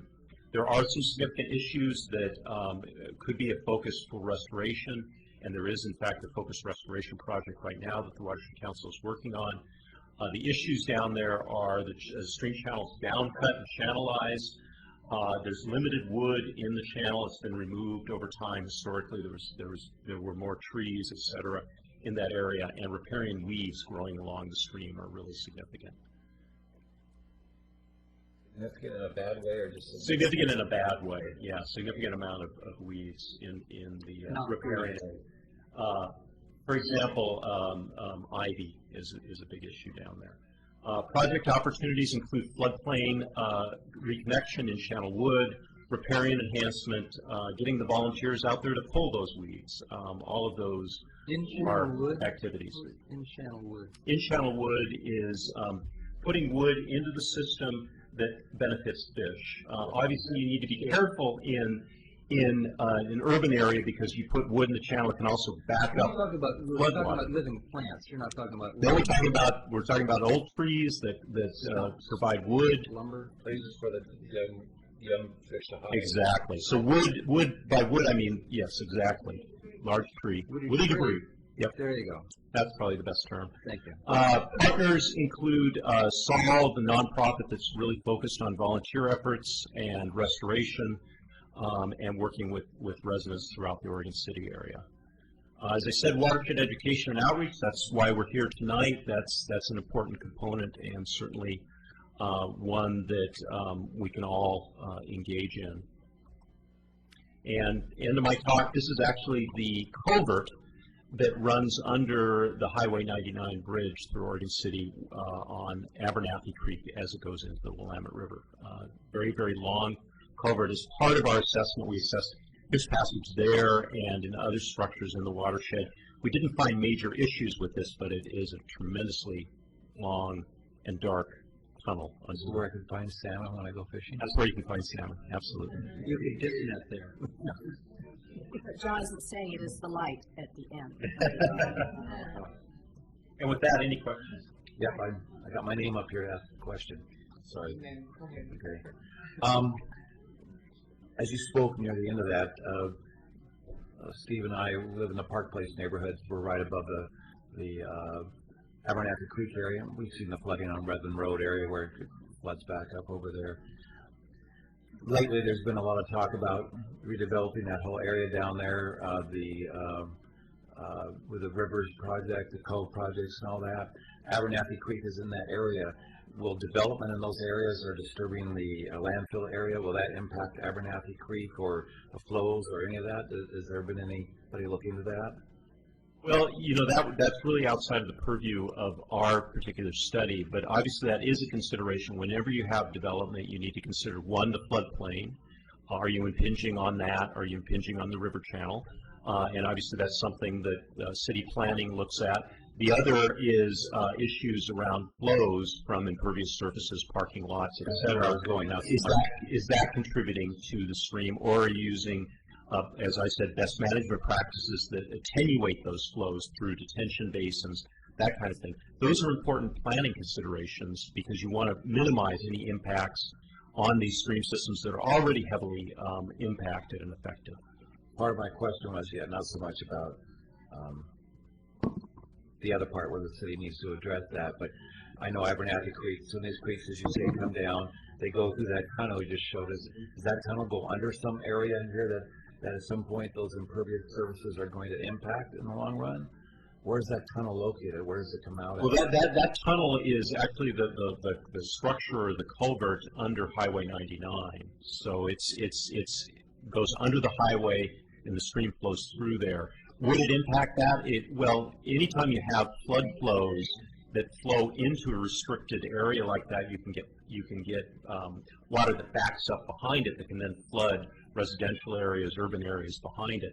You need to consider that. Absolutely. The fish and the wildlife there. Okay. Just a quick question that I hadn't even thought about before. Kathy. It's nice seeing you again. Good to see you. That's why I wanted to let people know that you have come to the CPO that I belong to also, and that the neighborhood associations in each area, you could come if neighborhood associations would like to invite you.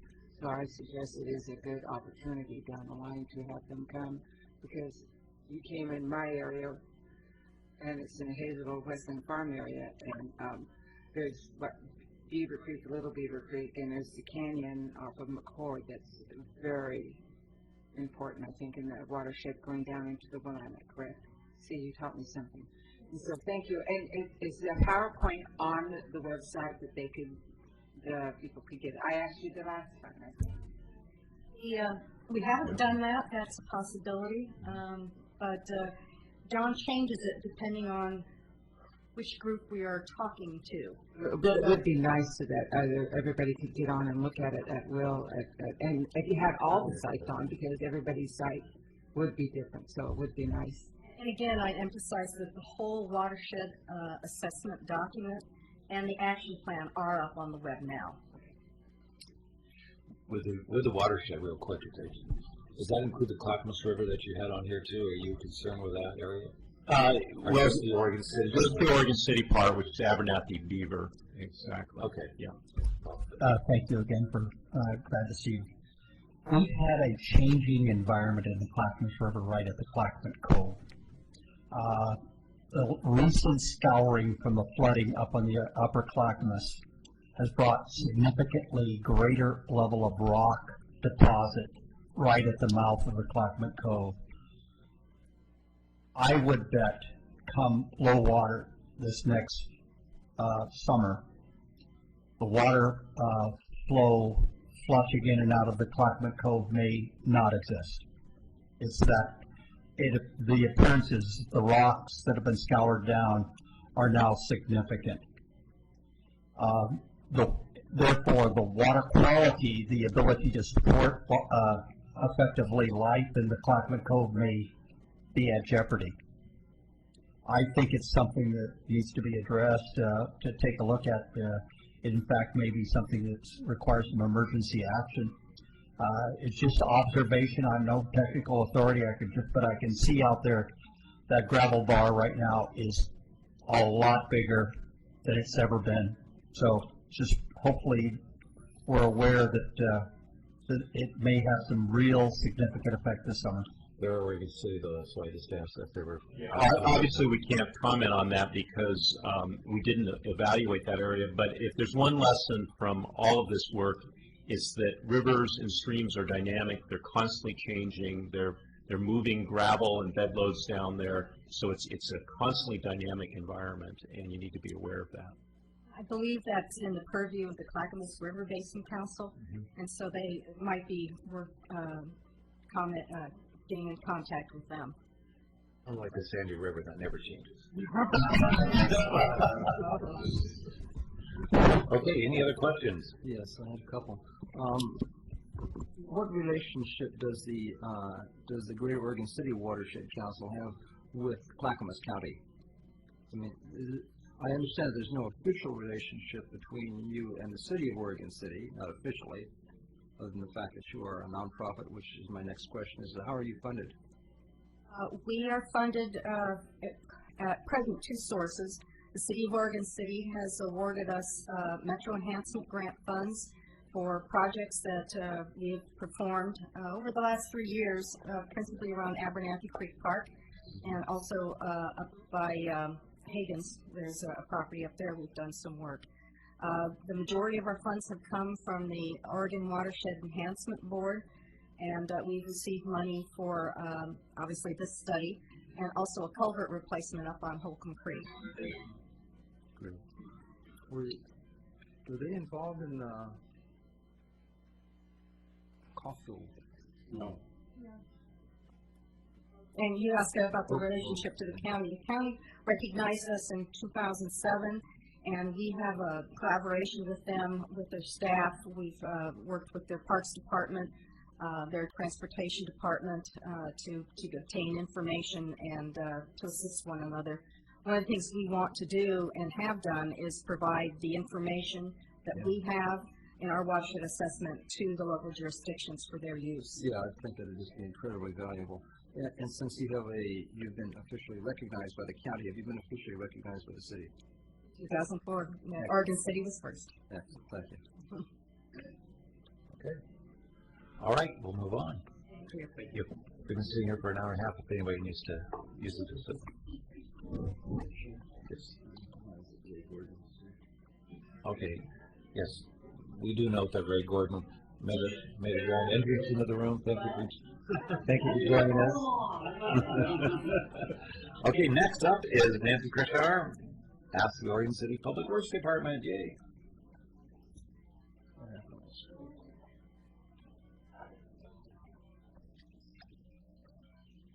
Thank you very much, by the way. That was a really good presentation. It brings up lots of questions.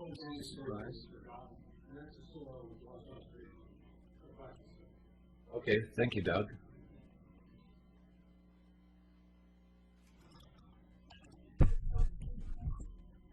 Good evening, everybody. I'm here to answer any questions you have and give some updates on a number of things that are happening around town. And given the fact that I have a fairly short amount of time, I'll speak to them briefly, and then you can feel free to contact me if you have more questions. The one thing that's probably at the top of my list is to talk to you about. I've been meeting with the Department of Geology and Mineral Industries, and they are interested. They've recently produced a bunch of geologic maps using LiDAR techniques that give us a lot more information about the steep slopes and geologic hazards in Oregon City. And we were thinking about that it might be a really good thing to do a geologic hazard symposium in Oregon City and invite some of the CPOs outside of Oregon City that are interested, and as well as and make sure all the neighborhood associations are invited. And I was wondering, and we have an idea of what it would be. It would probably include folks from Dogami. Yes, that's the Department of Geology and Mineral Industries. And perhaps have somebody from an insurance company, perhaps have an attorney, maybe not. Have someone from ODOT who addresses a lot of the road problems. And then we'd also have someone from planning that could give information about what we have in place in terms of development standards. But we were wondering if the CIC might want to be kind of a sponsor of that or help plan it, because I just wondered if maybe that would be something you'd be interested in helping with, or if you just want Public Works to sponsor it. Because it is kind of something that you'd be welcoming all your people from your neighborhoods. I think that impacts a lot of neighborhoods. I mean, again, Park Place, we have heard a lot about that during the Park Place concept plans. I'm sure there's a lot of people who would be interested, so I know I would be up for it, but I need to ask our counterpart representatives if that's something that, what would it entail for CIC to sponsor that? Organize it. It helps get a sense of how many people might attend and whether or not we should have it like 2 or 3 times so that we could use a facility like this, or if we should use the high school, or kind of, date, venue, organize, because we already talked to a few folks, and it's hard to, okay, let's pick a date. What date works for people? What date do people want? Do we pick a date that is a common neighborhood association? Are you have in mind kind of a workshop or a presentation by them? Presentation with questions and answers, yeah.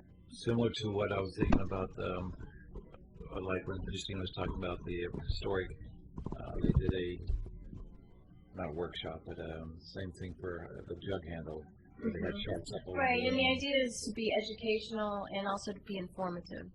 So it would be kind of a formal setting where people are listening, more than just going around. And then we'd have the maps, and you guys, and then there could be questions asked as well. Okay. How do y'all feel about that? I'd like to make a comment. Sure, Paul.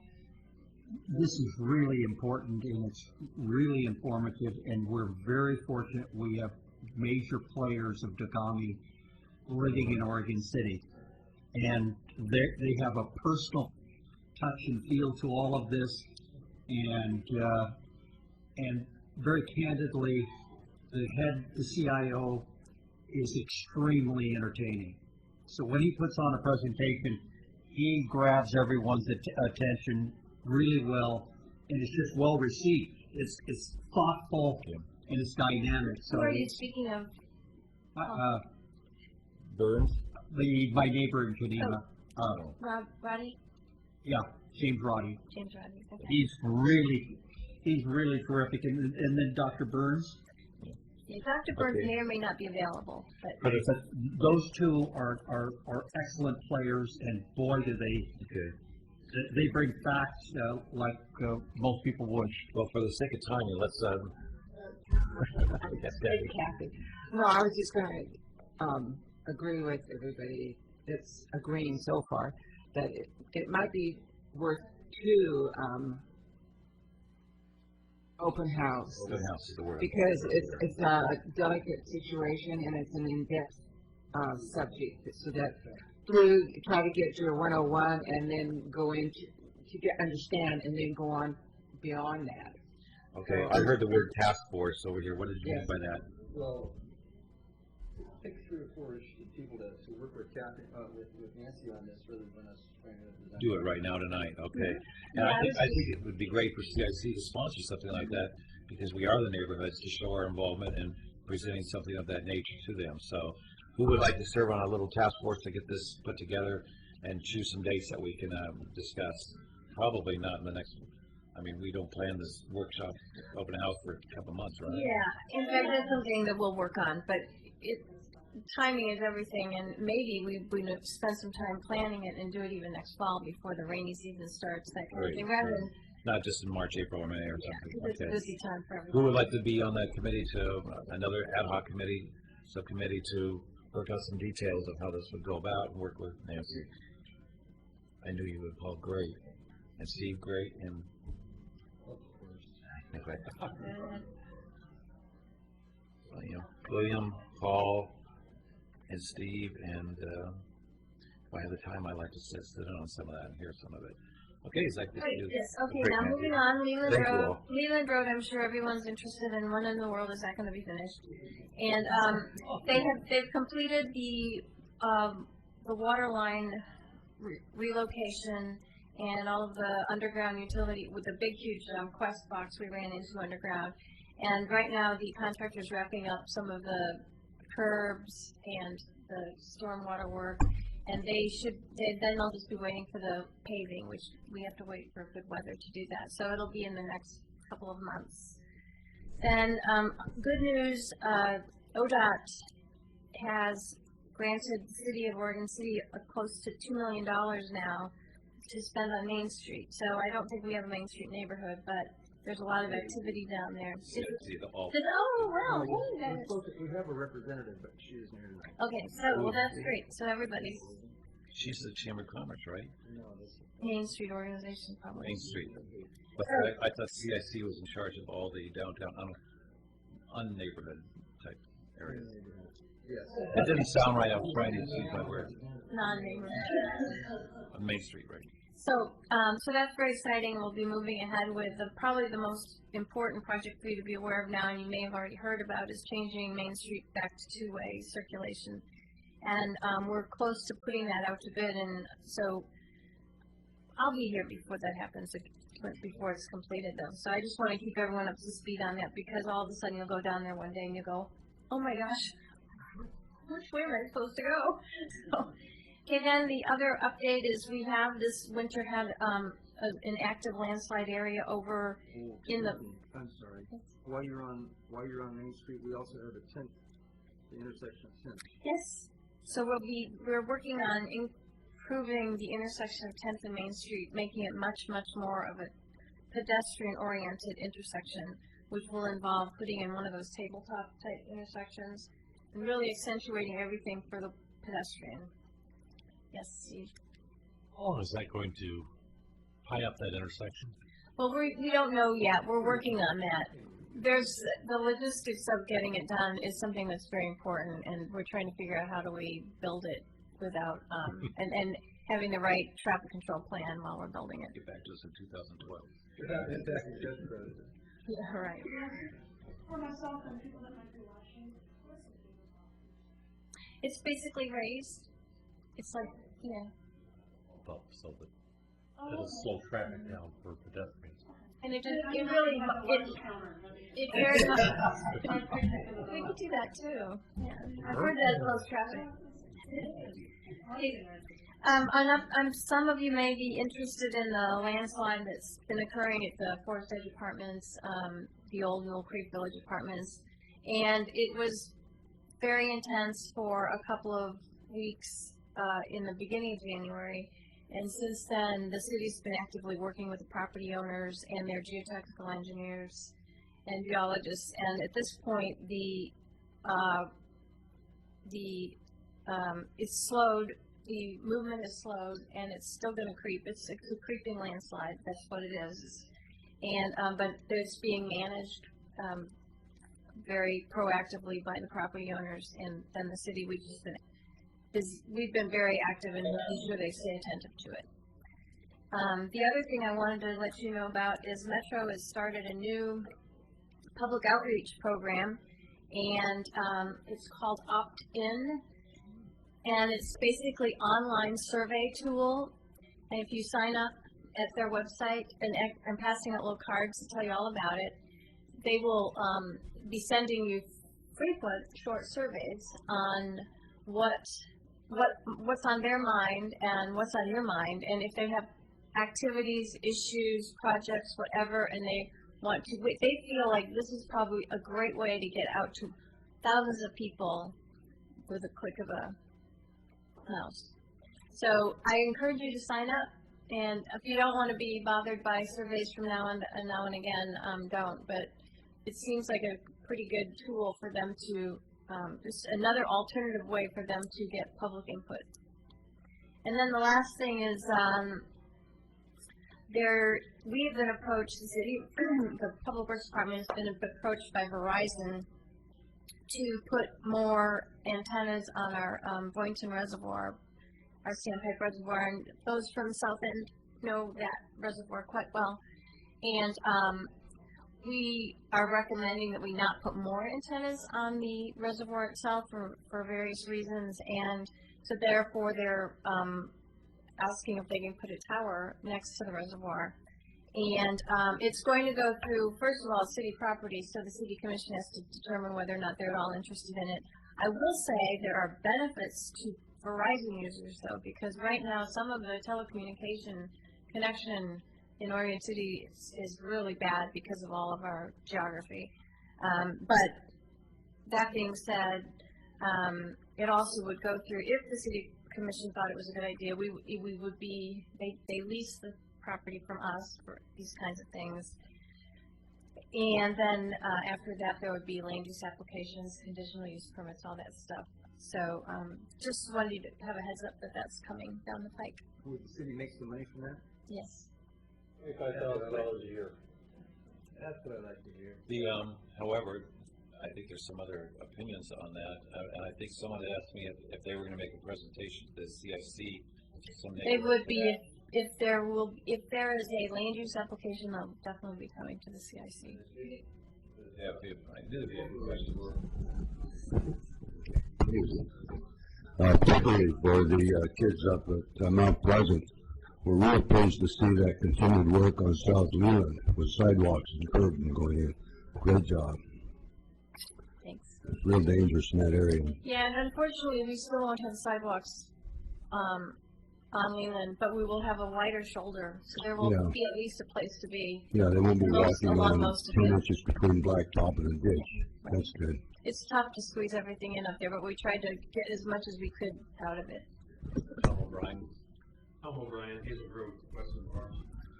The city commission has a workshop tomorrow evening, starting at 5:30, and they will be discussing the Boynton Reservoir situation at that time. So if anyone has an interest in it, it does affect 3 of our neighborhoods. It affects South End, Hazel Grove, Westling Farms, and Tower Vista. They're all kind of meet right there at that tower. So. And Kathy Hogan, Hazel Grove Wrestling Farm. So they're just going to talk about it tomorrow? Are they voting on it when then? We wanted to find out if their first response is, yes, this looks interesting, bring us more information, or, oh my gosh, this would be something the city's not interested in at all in leasing this land to Verizon for this tower. And that's what they'll be doing tonight. They don't do any voting or approving at a work session, but they'll be discussing, because we need some idea of, can Verizon pursue this or not?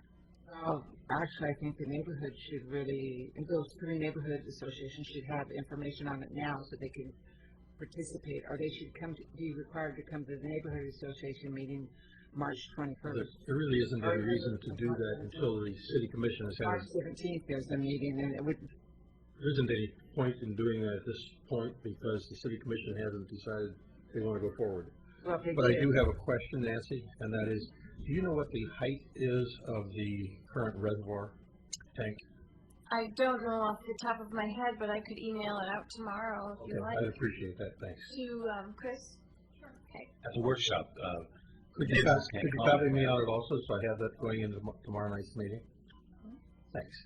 Is it my understanding that workshops, neighborhoods can't comment, it's a workshop just for the commission to work together and talk? Not my call, but usually my experience with the city commission is that if somebody's there that wants to speak, that they normally, unless there's some rule saying why you can't, they normally want to hear from folks that are there. But you can never say for certain, it's up to them. Just thought I'd throw that out. That's just historically what it is. And the other item to think about too is that at least at the Boynton site, there's already something tall and huge there. And if they have to look for another site, then it's sort of dispersing these tall, big things instead of having them all clustered together. But it's not my decision to make. Is that meeting on Tuesday or Wednesday? It's tomorrow. Workshop is tomorrow. Okay. Thank you very much, Nancy. And again, if anyone has other questions, feel free to call me. Okay. I have one quick question. I know it's not Public Works. Well, it's not Public Works, so I won't. Okay. All right. Then moving right along, because we are getting up to the 9 o'clock hour. Approval of minutes from the last meeting. Well, just a second. I was going to say compliments to our Secretary William. Did you put these together by yourself? They're so complete. I mean, I couldn't believe all the detail on them. You watched that video 40 times. That's what I'm thinking. I'll tell you, it's a lot easier writing the minutes when you can watch it. Because I know you had thought about getting briefer, but these are really well put together. And so now, okay, do I hear a second? Okay. All those in favor of, or was there any discussion? All those in favor of accepting the minutes from the January 3rd, 2011 meeting, say aye. Aye. Opposed? Abstain? Abstain? Okay. Okay, 2 abstain, 3? 3? Or maybe I should just do it for fun of it too. No. Oh, and do I have to write down all these? No, just 3 abstain. 3 abstain.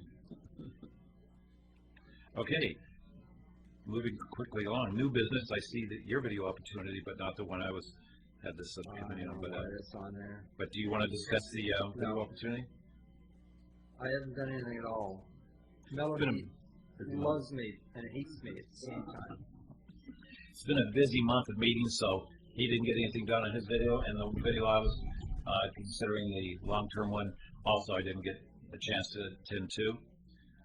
Bylaws Review Committee, also that we talked about at the last one, reviewing them and updating them.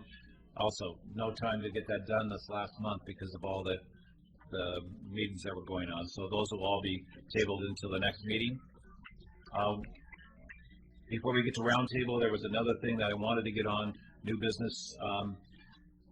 It had been brought to my attention that it has been brought up at other meetings, previous meetings, about the cottonwood trees.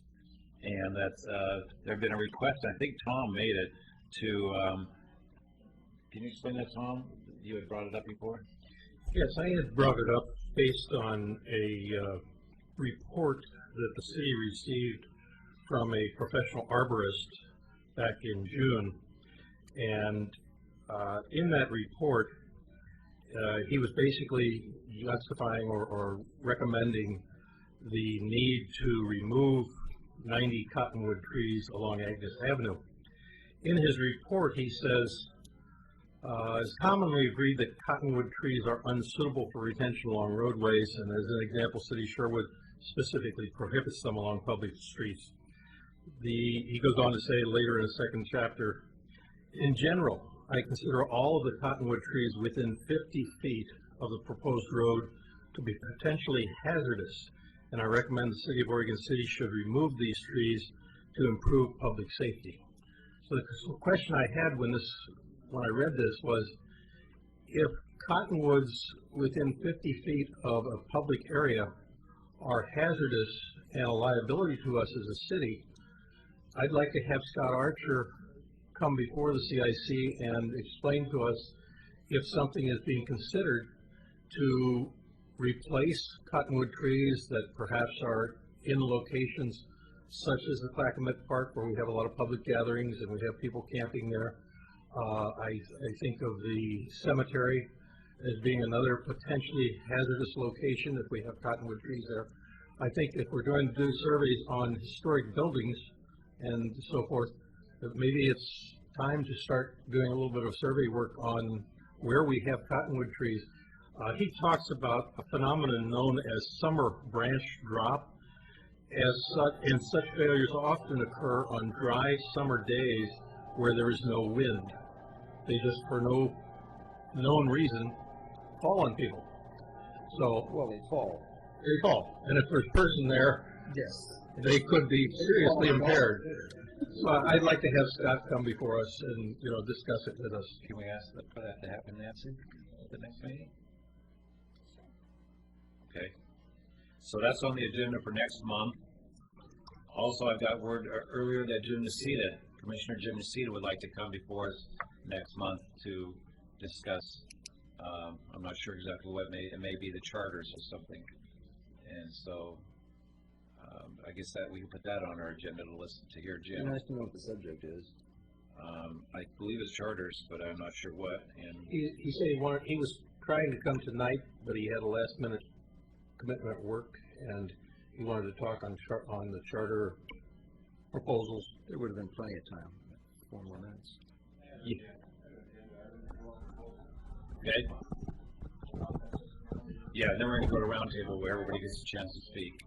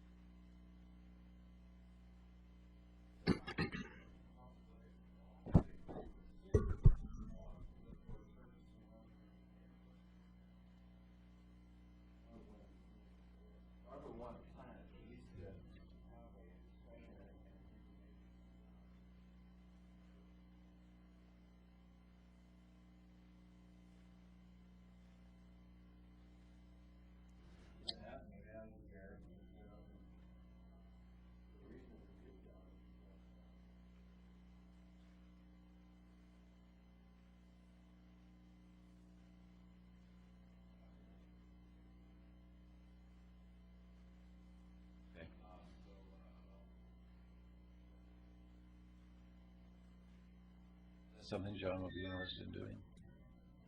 Sure, I'll have to check the schedule, and we might want to take a peek at that agenda for next month, make sure there's enough time for everything.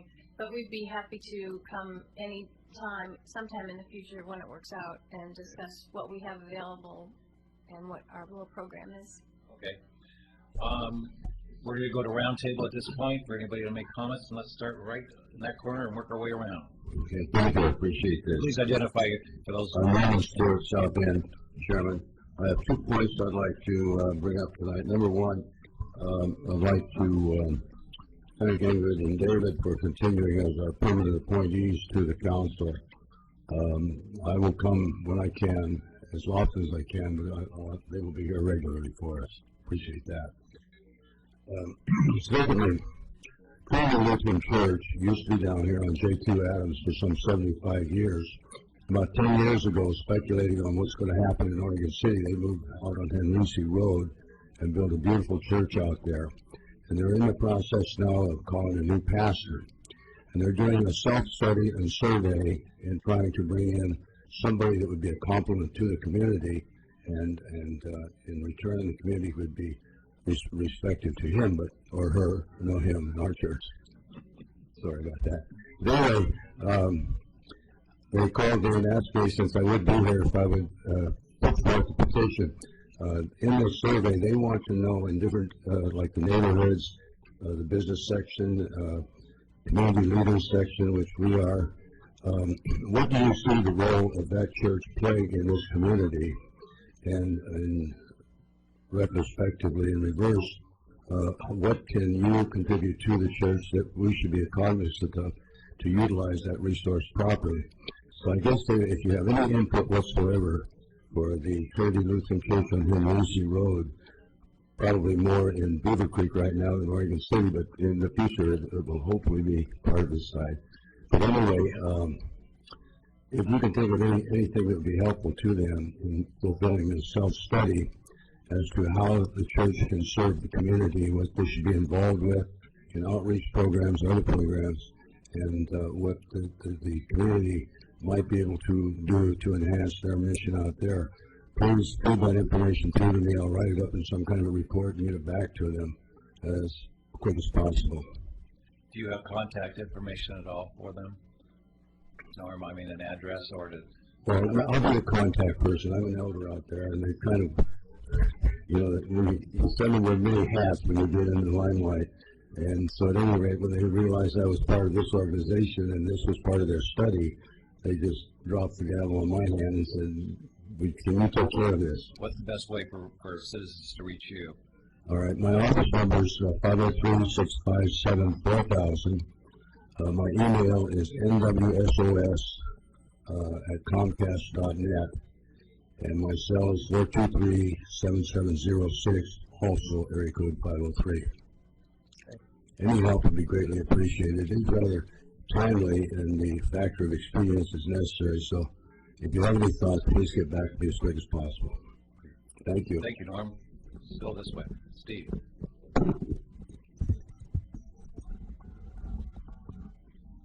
Well, we seem to be having the ongoing issue of the Park Place neighborhood not occurring. So no one responded to my emailed request to have a steering committee meeting. We are fast approaching the designated time for our quarterly meeting without any sign of activity. So just trying to figure out how we're going to approach this from the neighborhood association side. I will say that I did speak to Nancy Walters briefly at the Urban Renewal meeting a week ago, mentioning that I had not seen any responses either, and she was going to get in touch with the steering committee to tell them what future plans there might be. Mr. Chair? Yes, sir. Tom and I also talked about this issue earlier, and I think that there may be a couple of strategies that we can employ to reinvigorate Park Place, and this is the time to do it, but maybe we can talk about this at some future meeting. We decided free beer wasn't an option. Free beer is always an option. But I am looking into it, and we can talk about it, Steve. Well, either that or we have to excuse ourselves from serving on this because we're supposed to be in an active neighborhood association. We're not an active. You and I are active. Right. Okay, I understand. Neighborhood association.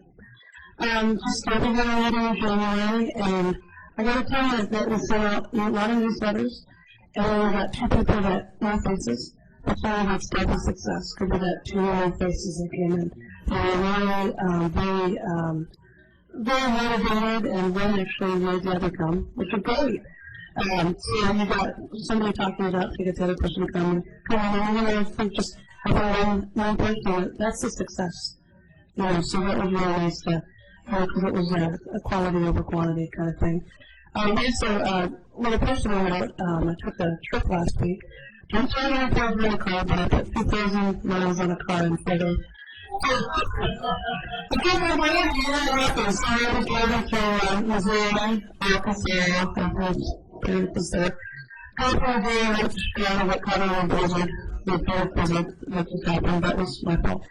And back to like Europe, it's my time. I had some of these small towns, these big towns, but It was so nice to go down. I think Oregon City Willie's got it going on. You just went out on a drive for, I was following my festival and my president. I actually ended back up on this where I was actually supposed to be having my vacation. did they get the car back?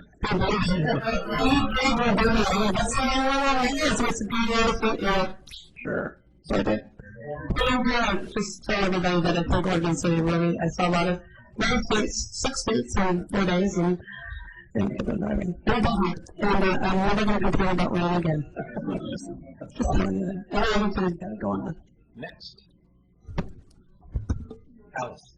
No comment tonight, except that, thank you for welcoming me tonight, and I look forward to future meetings. This was a dynamite meeting tonight. I was blown away by the information that we received here. Alice, perhaps you could report on the elections that the steering committee had at McLaughlin?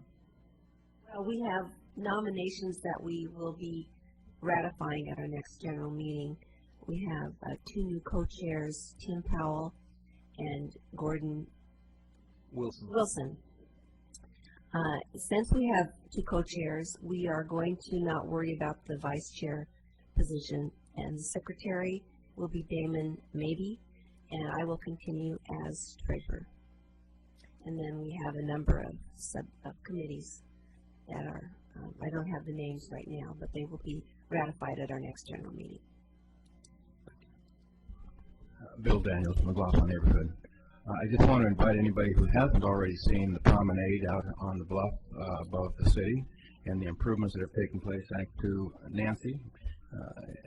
There's been, of course, the wall has been completed that was done by the CCC. Has been restored. There's also been new signage put in. The park actually is going to have signage on the park saying what park it is, McLaughlin Promenade Park. And as you come off the elevator, there's some history on the development of that area and how it came to being. And the other area I'd like to point out for us is right as we go out City Hall here at the top of Singer Hill, we have our neighborhood sign. It's a historic McLaughlin neighborhood. And on the back side of that sign, it has added more information about how this neighborhood and how this city came about.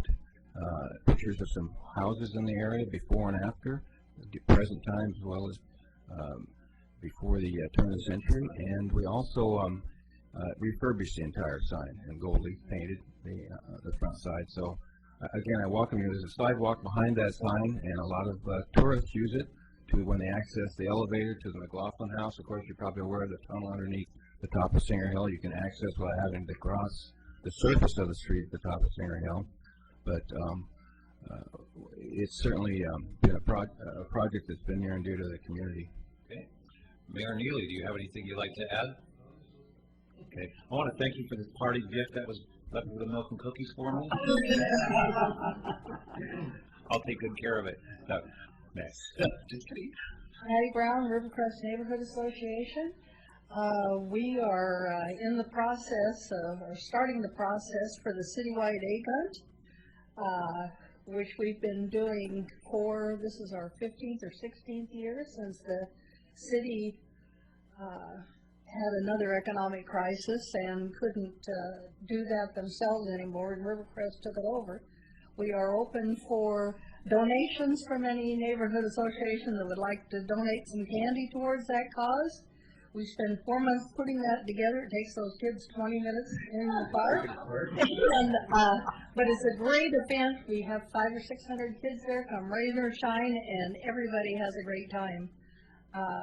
We use Boy Scout Troop 220. They provide, we get them a costume. They provide a young man or woman to be part of the bunny that year, and they help us go through the park and get rid of all the inappropriate materials that might be there before the egg hunt, as well as getting the items in the age-appropriate locations. So it's a great event. If you can come out and help, or you can donate some candy, we'd love to have it. Hi, Hannah Lamar, Berkeley Hills. We actually had a awesome turnout for our last neighborhood meeting. It was mostly new people because a lot of the regulars didn't make it because of the weather. So it was really nice. I think we had 7, 8 new people. It was really great, and our Facebook is growing dramatically. because we had it on the flyers that we were on Facebook, so a lot of people are kind of touching bases that way, and yeah, it's growing faster than I was expecting, so this is all new. So recommend using that if you can. Not much to report on because we didn't have much going. I did have a question for Nancy. Did we ever find out what the leak was on Mountain View? Yes. But on Mountain View Street? Yes, there is a force main, a sanitary sewer force main that's actually for some there are 3 private houses kind of down at the bottom of the hill, and you don't have gravity sewer for them, so they have their individual pumping stations that pump the sewage up to a manhole, and one of them had broken. Oh, I was the one that called. We went to fix it. Not all fixed, it's all working just fine. Oh, yeah, no, it's good. The road looks better. So thank you, we appreciate that down there. That was it. Chris? Yes, my name is Aaron Olson, and I'm with the Caulfield Neighborhood Association. And a couple of weeks ago, we had our meeting, and I was really pleased with the turnout. I think we had over 30 people there. It was impressive. And I think the catalyst was the little flyer that went out, said, find out what's going on in Oregon City. I think what's going on right now with Rivers and the charter amendments has definitely reawakened people here in the city. I just want to make a plug to supporting our local businesses. That's something that I try to do more intentionally when I shop here in Oregon City, because it does make a difference, and it also establishes relationships. And I think one thing for anyone who lives in Oregon City is buy local, really. You know, if you can buy off of 213 or Beaver Creek or anywhere in Oregon City, you're helping ourselves and you're helping our city. And why not? You know, I've lived in different cities here in Oregon, and I would say Oregon City is probably my most favorite city that I've lived in. So I'm pleased with what's going on here. Thank you very much. Nancy, anything? I don't have anything else. William Gifford with Hillendale. I'll tag on to Aaron's comment. Be aware that there is a real bona fide committee, the Chamber of Commerce, called Buy Local, and they are getting more and more active. I had a couple of things. The Gaffney Lane and Tower Vista associations. Hopefully, we will have reactivation meetings for them next week. Next month. Next month, and it appears that both of those are going to be coming up about the same time. We have a number of enthusiastic people ready to jump into leadership positions in Tower Vista. And and don't forget tomorrow night, Chris. The question I was going to ask is about Safeway, and the last I heard about Safeway was the next step that they needed to have a pre-construction planning meeting regarding the landscaping. So I wish that I could give more of a report on what's happening at Safeway, but I don't know what the status is, except that that's all leveled now and looks like they're ready to build, but I know that they have to go through some planning things. And one last thing that I do want to mention, I need help. A couple of weeks ago, when we went to the special meeting with the CIC, this is all dramatic impact. When we went down to see about the Oregon City Shopping Center, turns out that our host down there, the Oregon City Shopping Center, had prepared for us to come and had forgotten to give us this. Hey, isn't that nice, just to tell us where we're going to meet? What's wrong with this? Committee. Yeah, this is Oregon City Citizens Involvement Council. Yeah, but I still thought it was very thoughtful of them to do that for us. So maybe we can find some way of using this.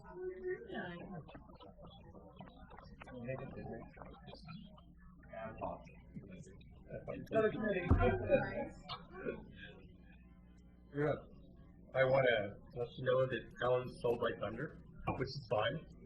Our association is going to start meeting probably every other month.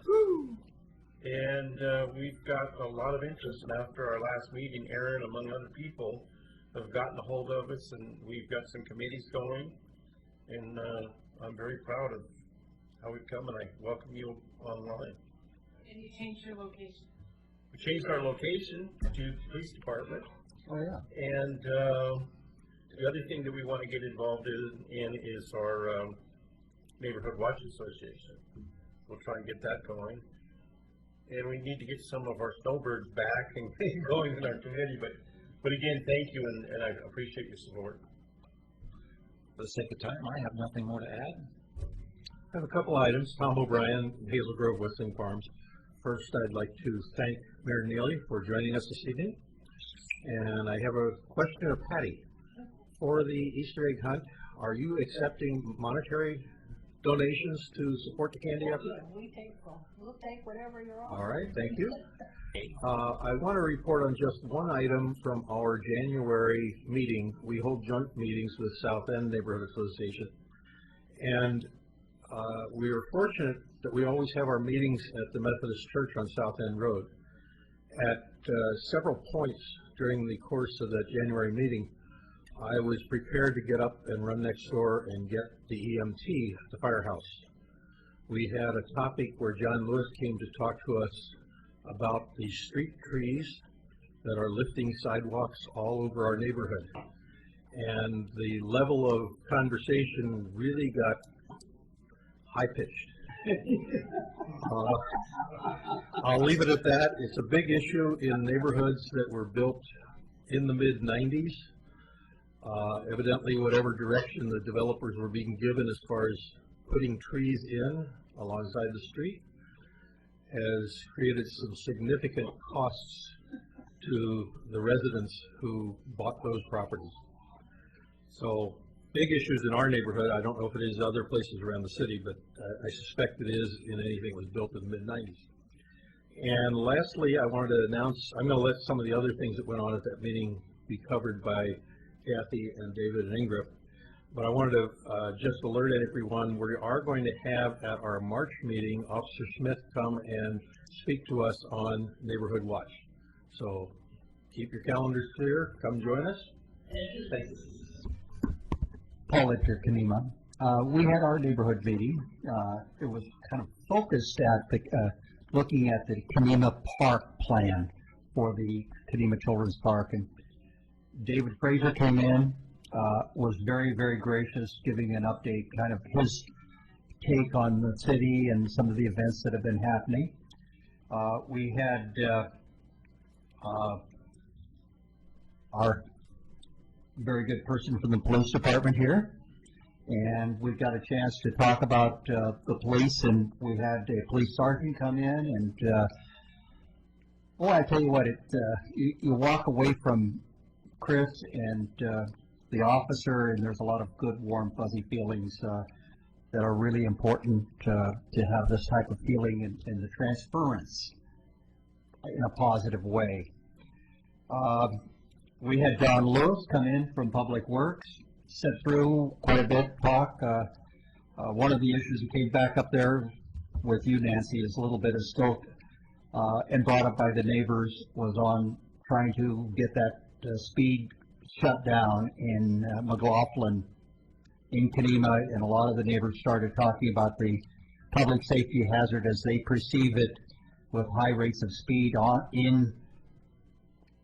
McLaughlin Highway 99, and we're really still wanting to make sure that something happens through ODOT, something happens through the process to, we'd really like to see it down to the same speed as it is in downtown Oregon City. We want to save some lives. And finally, there's been some discussions going on, and it's something that I think that I'd like to see the CIC take a look at sometime out in the near future, of the desirability of having a town hall forum on urban renewal. At this last city commission meeting, we had approximately 400 people, we'll say, attend. 95% of the people that are talking about urban renewal don't understand it. The depth of knowledge and skills is very, very low. Yet at the same time, the emotion today is really high. This is really an appropriate time for us to step in And there's been a proposal out that we might try to put together a plan with Clackamas Community College and getting a professor or a business program or a government program up there to help step in to help facilitate a properly done, educationally correct, honest overview of urban renewal. And we have the opportunity to really take multiple urban renewal plan areas and try to take a perfect one, something that's been started, ran by plan, came to an end, and then started giving back. Then we could take Clackamas Town Center, we could take the Oregon City Hilltop, we could take the Oregon City Downtown. And if we do these things correct, we could find ourselves in a situation where, under the emotional situation that we're in right now, we might be able to get quite a large audience. We could really talk it out honestly. We could put out the cash flow, the bonding, the business, the employment, the investment, and try to look at all down the line and kind of see how they all work. Have they worked smart? Have they worked dumb? But let's get all the facts on top of the table and be honest. Because there's a whole lot of dishonesty out in front of everybody. And as a kind of a newly appointed person to sit on the Urban Renewal Commission, I would sure like to have people out there in the audience, the populace, not shooting arrows at us, thinking that we're not doing what they want when maybe they don't really understand. So for self-preservation purposes, I think it's in our best interest. I think it's good for the city. And I think it would be very good for the CIC to be part of this in a very independent way. I agree with Paul. Anyway, we have March 17th, the Neighborhood Association meeting. In our January, Mike Larson had called me. He went to the meeting with William and everybody down at the shopping center, and then called me and said it was more than he wanted to do, so I don't have a chair. But that's all right, we'll move along. And we're having, don't give up, you two, because we are having new people come because of the people we have coming in and speaking. So it's very important, these speakers that come in. They do bring new people, and might not be the interest of the last meeting of those people, but it brings new, so eventually, hopefully, it will work out for you guys, because I think it's working out for us. And actually, last time I reported at Phillips Dock and Taylor Hart, we actually ended up doing 2,964 some odd Christmas stockings. It wasn't 3,100 because I guess we found out repeating and Christmas Day we didn't want to be doing these things. So, but still, that was a lot, and we did very well with the Taste of Clackamas. And we do have it planned for again this year. And Dan Fowler is going to do it for Phyllis Stocking again down there. So we're really looking forward to it. And come to our meeting, we do have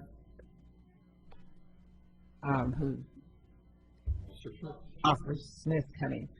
So do come. Ingrid.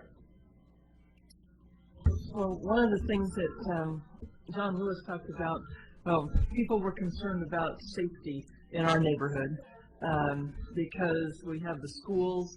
They put up the new school zone signs, and so it's just one house away from the street where the kids walk the whole block. But he said that was implementing the law the way it was supposed to be, and that we had it done wrong before.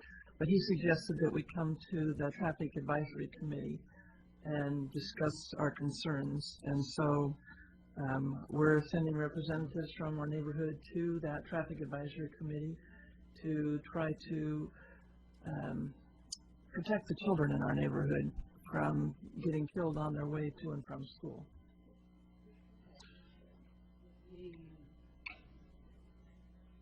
Marking at the road where that curve is helpful. Yeah, that's something that really helped when on South End Road down by Gentry Road.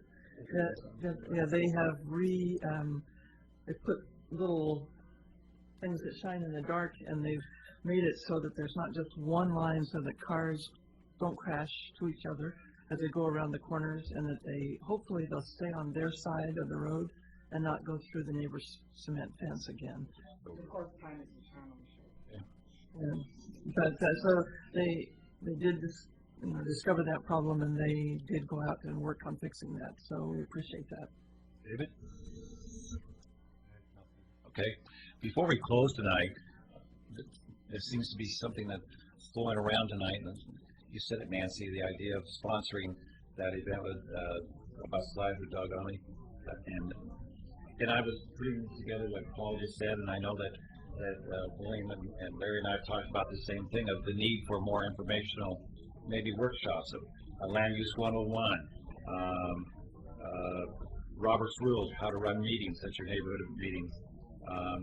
But also, I think maybe the CIC should step into a role of providing and sponsoring some, maybe quarterly, some kind of a training session or a workshop that talks about various issues that impact the city, whether it be how does urban renewal work, how does, what you and I just talked about, or you and the whole committee, excuse me.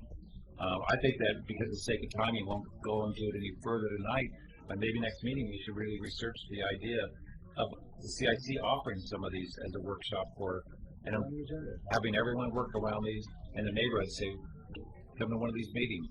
So why don't we put that on the agenda for next week too? Next month? What did I say?